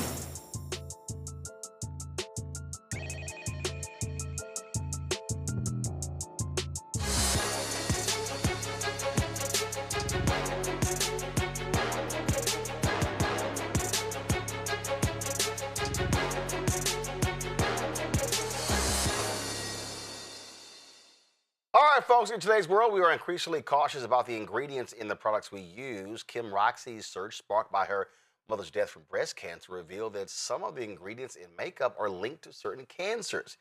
In response to what she discovered, Kim created Lamech Beauty, a cosmetics brand dedicated to providing safe and healthy options for Black women. They offer vegan, natural, and organic products. Kim joins us right now. Kim, glad to have you here. So how long was this journey, and how did you like do one thing and then all of a sudden you found yourself going down a rabbit hole? You know, Roland, first of all, I am so excited to be here. I am from Houston, Texas. All right. Our makeup, yes, we make our makeup in Houston, Texas. And I love your wife, Jackie, so I have to get that out there. But I am so excited because what I discovered, you know, makeup is supposed to be exciting. It's supposed to be fun. It's supposed to be something you love, but it does not all the time love us back. 75% of beauty products marketed to women of color are toxic. And I knew through my mother, who loved makeup, but ended up having metastatic breast cancer, as well as my sister, that I had to do something about the ingredients inside of makeup. And I was really inspired by my mother. She loved makeup. And so when she developed breast cancer, I went down this rabbit hole of trying to figure out, what can we do better? What are we not doing right? We have to eat this, not eat that. And I saw one of the causes, or just one of the issues, was makeup, your personal care products. And so Lamique is made with no parabens, no talc. We use more natural and organic ingredients. I'm actually wearing our products right now, and that's our Revelation Brow Duo. When my mom was going through chemotherapy and she was losing her hair, and I actually have alopecia and I lost my hair, I wanted to create something that put the hair back on my face with my eyebrows. And I created this Revelation Brow Duo. So I know you're looking at this camera. I see y'all out there. Y'all looking at my eyebrows saying, oh, they look great. They look amazing. But guess what? I brushed my eyebrows in. I really don't even have an end to my actual eyebrow. I want to show you real quick because I believe in keeping it real. I believe in keeping it real. If it's okay with you, Roland, I love to keep it real and show everyone what I come from. So I have no brows here. Mm-hmm. Okay, I have no brows here. And I'm going to show you real quickly how I take and I fill in my eyebrows day to day. This is made from natural and organic ingredients. This is the Revelation Brow Duo. This is my personal one, so it's being used. And I take the brow powder and I brush it right on my skin. I brush it right on my skin, and it brings in my brows. This is easy. Anybody can do this at home. This is beginner friendly. This is something that you can do. So if you're suffering with hair loss, you don't want to go and get some type of chemically treated treatment on your face. You don't want to put any type of chemicals that could, end up having side effects to it. People with lupus, thyroid disease, a lot of times your eyebrows don't grow in all the way. And this is who this is for. And then we take the second product. So there's a brow powder and then it's a concealer. We take the concealer and we put it right underneath the brow, and it sort of highlights it. And that's what gave me that highlighted look. And then you just take and blend it. Blend it right down to the skin, blend it in. It just kind of gives you that effect where now your brows actually shape 75% of your face, or the framing of your face comes from your brows. And so when you take and do this, now your eyebrow is nice and filled in. Now I got my eyebrow back. Now you can see the actual framing of my entire face right underneath my brow, and my brow's back. Okay, my brow is back. And that's how it works. So when you talked about the toxicity, for years, Dick Gregory talked about toxicity when it came to perms, when it came to that stuff seeping into the brains of Black women. Doctors still don't fully understand how thyroids, how fibroids and its impact. And even when you look at thyroid issues, how it's a dramatic increase among African Americans as well. And we have to think about those beauty products and what goes in them and the impact on bodies. Absolutely. And the thing about it is this: if we are not being served in our communities the proper way, you look at our schools, you look at the roads in our neighborhoods, what makes you think they're giving you good makeup? What makes you think that? Even though we spend 9 times more on beauty products, they actually owe you respect. But instead of waiting on someone to do it, we've done it. I'm gonna tell you, Roland, we manufacture our products in Houston. And in our manufacturing facility there, our chemists, we actually host students from HBCU schools to come in and learn how to become a cosmetic chemist for a day. I had young ladies from my alum, Clark Atlanta University, North Carolina A&T, Bennett College, to come learn so they'll know what they are creating, what they're making, and they can actually become the chemists behind the products that they're using. A lot of the people who make makeup for us, make personal care products for us, hair care products for us, do not look like us. And so when we look at even the skin tone, I remember going to get my makeup done for prom in Houston, and I remember walking away from that makeup counter feeling utterly disgusted because I walked away looking like Casper the Friendly Ghost. The makeup did not match my skin. And what I decided, even back then, I said, beauty isn't for me, but it is. And so with Lamique, that's what we do. We have our Revelation Brow Duo. We have our brow brush. And what I want you all to recognize is that a lot of times when we buy makeup, we'll buy high-end things like purses and bags and shoes. You're spending more makeup on more money on that than you are on what you're putting on the largest organ on your body, which is your skin. Mm-hmm. Spend more on your skin. Be more conscious about what you're using on your skin, because to your point, it's your largest organ. I'm an esthetician, and I know that what you put on your face seeps into your skin, then seeps into that bloodstream. So it does matter. Questions from my panel. Zabor, you first. I'm from Houston, so hey, Houston girl.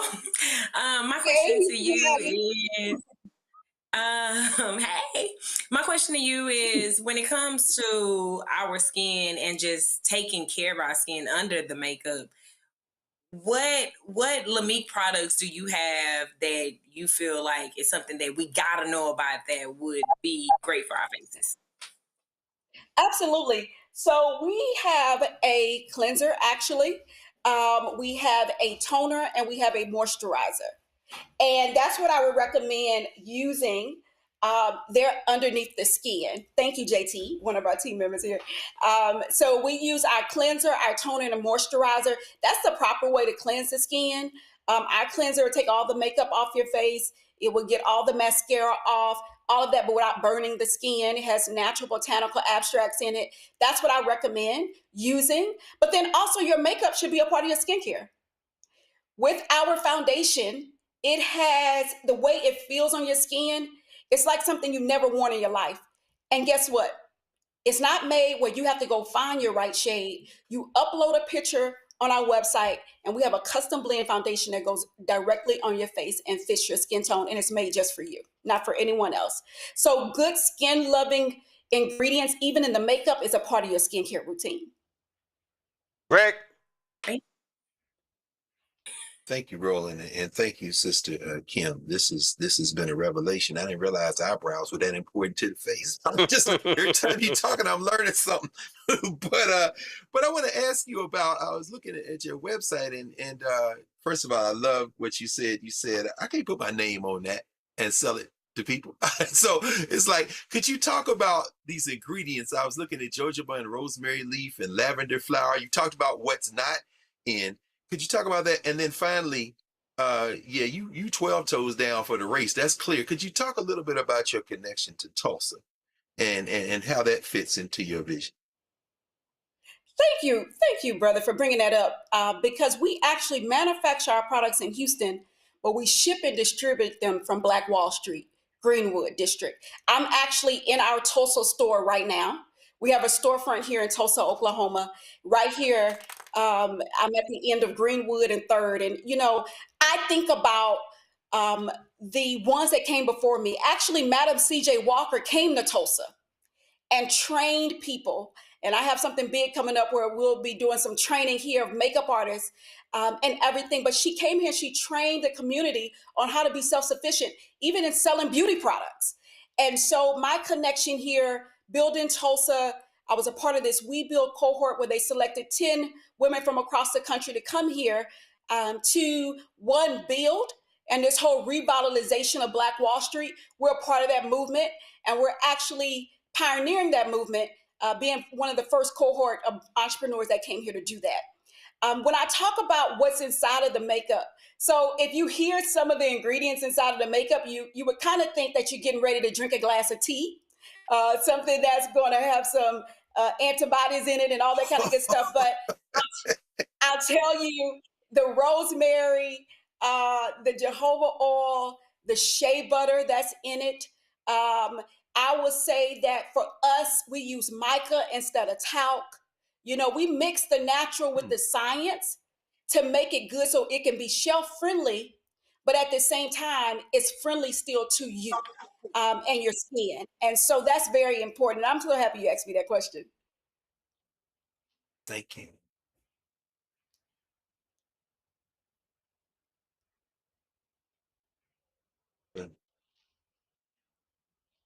Thelma to ask a question, but we lost her connection, so we couldn't do that. So, folks, do me a favor. So, here are the products right here. So right here we got the mascara, we got the Revelation Brow Duo, we got the demonstration of that. Brow gel, then of course the Duo brush, and we also have here, what's this? That's the Custom Blend Foundation. Okay, the Custom Blend Foundation. So, folks, if you go to shopblackstarnetwork.com, shopblackstarnetwork.com, you can check out all the products from Lamech Beauty there. And so we appreciate Kim being on the show, breaking it down for us. Again, shopblackstarnetwork.com. Send the link, pass it to friends, families, colleagues, you name it. And, of course, these are all Black-owned products that are on shopblackstarnetwork.com. And when you support them buying products, you're also supporting this show and this network as well. So, Kim, we appreciate it. Thanks a bunch. You said high school in Houston. What high school? I went to Madison High School. Girl, please. I got kicked out of Madison. I had to go to alternative school on the Southwest near Sharpstown Mall. And guess what? 5 years after being kicked out of Madison, 5 years later, I was opening up my own makeup shop at 21 years old at Sharpstown Mall. So look. See, the problem. I'm real OG Houston. See, the problem is you went to Madison. That's your problem. That's your problem. So just don't start nothing. Well, I ain't got to start none because at Jack Yates, we always finished it. So and I'll be what you got to say? Well, first of all, I'm not gonna let you disrespect Harm Clark like that. You know what I'm saying? So, baby, hold on. Don't nobody outside of Houston know about Hiram Clark, but the nation know about Third Ward. You know what? I'm not gonna let you tear us apart, Roland. I'm gonna bring us back together, and I'm just gonna say South Side of Houston. I'm gonna say South Side. Oh, now you trying to incorporate South Side. Well, for everybody to know, so tomorrow I'll be repping Jack Yates on the show. Because tomorrow, February 8th is, I'll be repping tomorrow, but February 8th is actually the 100th anniversary of the mighty Jack Yates High School. And so when you're a lion for life. So all them other little schools in Houston, don't nobody know them, but they know about JY. I'm gonna let you have that because my son is an alpha, my bonus son is an alpha, and so I'm gonna let you have it. I'm gonna let you have it as a Sigma Gamma Rho and everything. I'm gonna let you have that. I'm gonna let you have just so you know, don't nobody from Madison let Yates have nothing. We take. So just letting you know. All right. Oh yeah, come on now. You know. Okay. We're not gonna go there on the football record though. I mean, I think because I was a cheerleader before I got kicked out. So we can go there because I was part of the, Vince Young days. But anyway, we can go there if you want to. I just got a question. Even when Vince Young was there, have y'all ever won a state football championship? See, you like to. No, I'm not gonna let you do. I just want to know, and I know y'all won a basketball championship, but I don't think y'all won like 7 or 8. You know what? Because I'm not gonna let you do this black on black crime like this. I am just going to say. I don't. Did y'all even win a girls' basketball championship in basketball? We did. First of all, let me say in the present day, because I know some people like to live in the past. In this present day, we have some of the most award-winning cheerleaders. If anybody follows Madison High School cheer on TikTok, and all of that. I got to go to the present day because all I know is when you got to go to the cheerleading squad, whatever. You are way out the conversation. You can't even compete in the conversation. Kim, just give it up. Stick with pushing Islamic beauty, but you don't want no. Thelma, you back? You back? Yes. I'm a Marlin. I'm just Madison Marlin, so I'm on her side. Zabor, you a Madison Marlin? I'm a Madison Marlin. So again. Oh my. Yeah. Again. Let me be real clear. I just want to let y'all know. This is Yates driving, and this is y'all in the rearview mirror. Y'all back there. So I mean that's cute. That's cute. But you know what? But you know what though, Roland? Because a lot of times people from Jack Yates are loud. So what I would say is this. I'll let you have that. We'll play the back. And we'll unite together. Kim and Zabor, let me help y'all out. Joe Namath said something amazing one day. He said, "It ain't bragging when you can do it." Whatever. I'm just saying. So I appreciate y'all little school and the contributions y'all made to. Trust me. Vince Young married my cousin, and I tell his ass direct, "That's cute. That's cute." But you know, Madison can't even touch Jack Yates. You know what, Roland? Just out of one thing about me, I will never discount an amazing school where amazing, brilliant Black kids go to. I have been to Yates, and I have actually hosted workshops at Yates. I'm with you. I'm not discounting y'all. I'm just not thinking about y'all. Oh, God. Oh! Don't do that. You know. And I'm from the real ward that counts, 5th Ward. So, you know, that little 3rd ward is all right. Hold on. I'm sorry. You know. Hold on. Stop right there. What school is in 5th Ward? The mighty Wheatley Wildcats. You Girl, better act like do y'all still exist? Yes. Yes, we do. Oh, okay. I'm just checking. Listen. And Greg, you understand something? Congressman Mickey Leland was a Wheatley graduate. And in 1988, we had a visit to Washington, D.C. When I was at Texas A&M, our Black student with Black Awareness Committee. And we went to the meeting with him. And he loved my grandmother's cooking for a catering company. But then we had a Yates-Wheatley conversation. And I told him, "Congressman Leland, you don't want to have this conversation. You don't want to have this conversation." I said, "Now, you know we've been owning y'all for a long time." I'm like, "Don't start." I said, "Congressman Leland, don't start." So Kim and Zabor, y'all need to understand, Mickey Leland was a historic congressman, and I'll go toe-to-toe with him as well. So you can't mess with the tray. 5th Ward is cute. Wheatley is cute. Madison is cute. Jones is cute.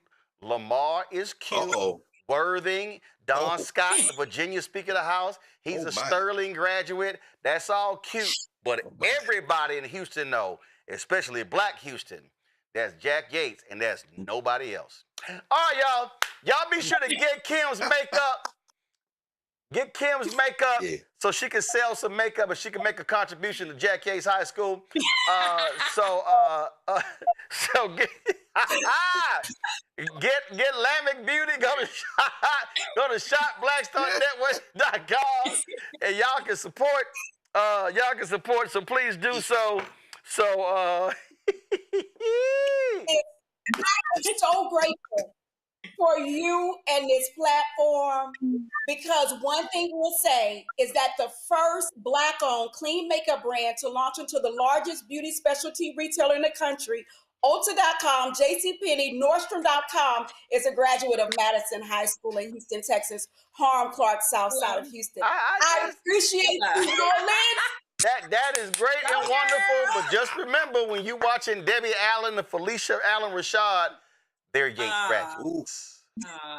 And also just so you know, Kim, Henry, give me a single shot.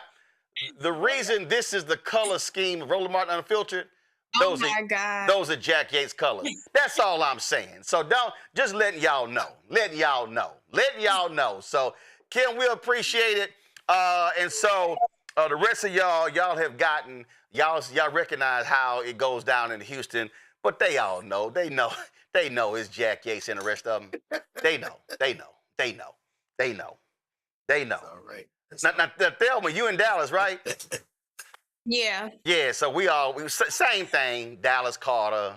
Oh, no. Oak Cliff. You with all the smoke. Oak Cliff, DeSoto. You know, he's making this a Texas thing. No, it's like when I was working in Dallas. When I was working in Dallas, everybody, Dallas Carter, when Dallas Carter won the 1988 state title, and they were like, the best ever. I mean, everybody know the 85 Yates team, arguably the best ever in 5A history.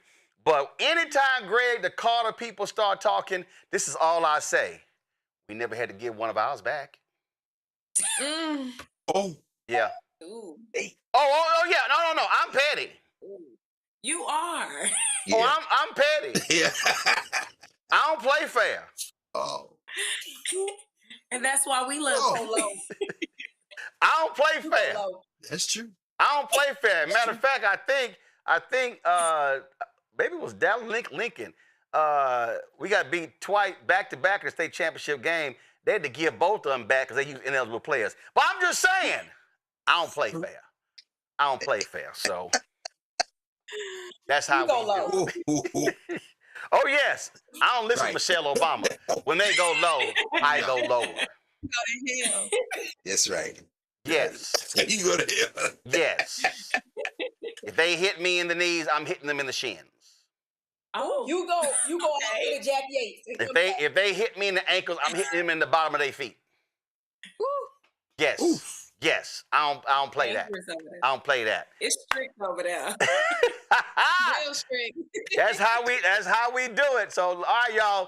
Again, Lambic Beauty, go to shopblackstarnetwork.com, check out their products and support their products. Again, y'all, everything that you see on shopblackstarnetwork.com are all Black-owned companies.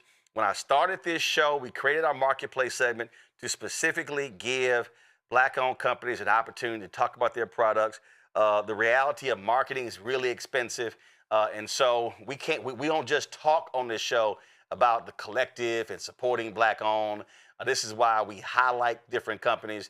And so again, when you buy products there, so that's why I tell folks, no, we want you to buy them from there, because when you buy products there, portion also goes back to us to fund what we do. And so that's why all of this is critically important. So please support them as well. So that's it for us. Let me thank Thelma. Let me thank first of all, Thelma. I see you got the little color scheme. You know, what happened? The first time she came on, she had the kitchen light on. So now. Oh no, you did. Now she coming back. Now she got the LED lights. Yeah. She got the LED lights, and then got two of them. Gonna have the purple and the blue. Oh yeah, I see you. I'm just saying. Who's the black? Is that a black woman in the bikini on the wall? What's that? What's the picture? The other over your right shoulder. Over your right shoulder, the other shoulder. That's a dress. It's a dress. I can't see what it is, so I know it's a black woman, but you got the little art and everything. She trying to be wait a minute, she trying to give me a wide shot of the other side of the studio. See, so Thelma trying to make it look like she in the Black Star Network studio with her little lights. I see you. I see you. Trying to sit there and work with the color scheme. Okay. All right, Zamora, you going to step it up? I know, right? I gotta get it together over here. You gotta go get you some Madison lights. Now, see, you always can take it an inch too far. That's right. I always do that. So, all right, y'all, that's it for us. Again, let me thank Thelma, let me thank Greg, let me thank Zabor. Hey, tomorrow we're gonna do our show, then we're gonna do a book interview because my man October London in town, so I gotta go see him. So I gotta go holler at him. He's in town. And if y'all missed it, go to our Black Star Network channel, go to YouTube channel, the app, to see my one-on-one with October London. Fascinating conversation. This is one of the baddest brothers in the game. And so he's doing some great stuff. So he's in town tomorrow. So gotta go see him. So again, so check that out. So with the book interview tomorrow. I can't remember which book interview we're going to have, but we'll have it tomorrow. Hey, and then right after the show, we're going to have Dr. Ebony Hilton's her second show, Second Opinion with Dr. Ebony Jade Hilton. You don't want to miss that, y'all. Fantastic new show we have on the network, our health show. Again, I'm telling y'all, the content we doing, y'all, you can't get this nowhere else. There's no other Black-owned company that is doing what we're doing. We're independent. We ain't tied to no other corporate entity. They ain't funding us. They're not marketing us. And so this is our folk doing it for us, by us. And so that's why it's important. Join our Bring the Funk fan club. The goal is to get 20,000 folks contributing at least $50 a year. That raises $1 million, offsets our costs. It's $195,000 a month to do all of this. The studio, the staff, all these shows. So that's important. So please do me a favor. Use the Stripe QR code. You see it right here for Cash App. Credit cards as well. Checks and money order. Make it payable to Roland Martin Unfiltered. P.O. Box 57196, Washington, D.C. 2003 7-0196. PayPal R Martin Unfiltered. Venmo RM Unfiltered. Zelle Roland at RolandSMartin.com. Roland at RolandMartinUnfiltered.com. Download the Black Star Network app. We're trying to get to 200,000 downloads. We get at 170,000. Apple phone, Android phone, Apple phone, Android phone, Apple TV, Android TV, Amazon Fire TV, Roku, Samsung Smart TV. Also, be sure to get our Roland Martin Unfiltered swag. Go to shopblackstarnetwork.com. Get that shirt. Don't blame me. I voted for the black woman. MAGA chose between woke or broke. They chose broke. Get those shirts, mugs, hats, you name it. We got it. Then also, of course, get the black-owned products at shopblackstarnetwork.com as well. Download the app fan base. Follow me at Roland S. Martin there. Let's support that black-owned social media app. And please do that. So, folks, that's it. And here's the deal. This is Black History Month. People have hit me and said, hey, much of this Black History Month. I remind them, we black every day. We cover black every day. So, for us, this ain't Black History Month. It's Black History Day. That's how we roll and operate here on Black Star Network. I'm going to see y'all tomorrow.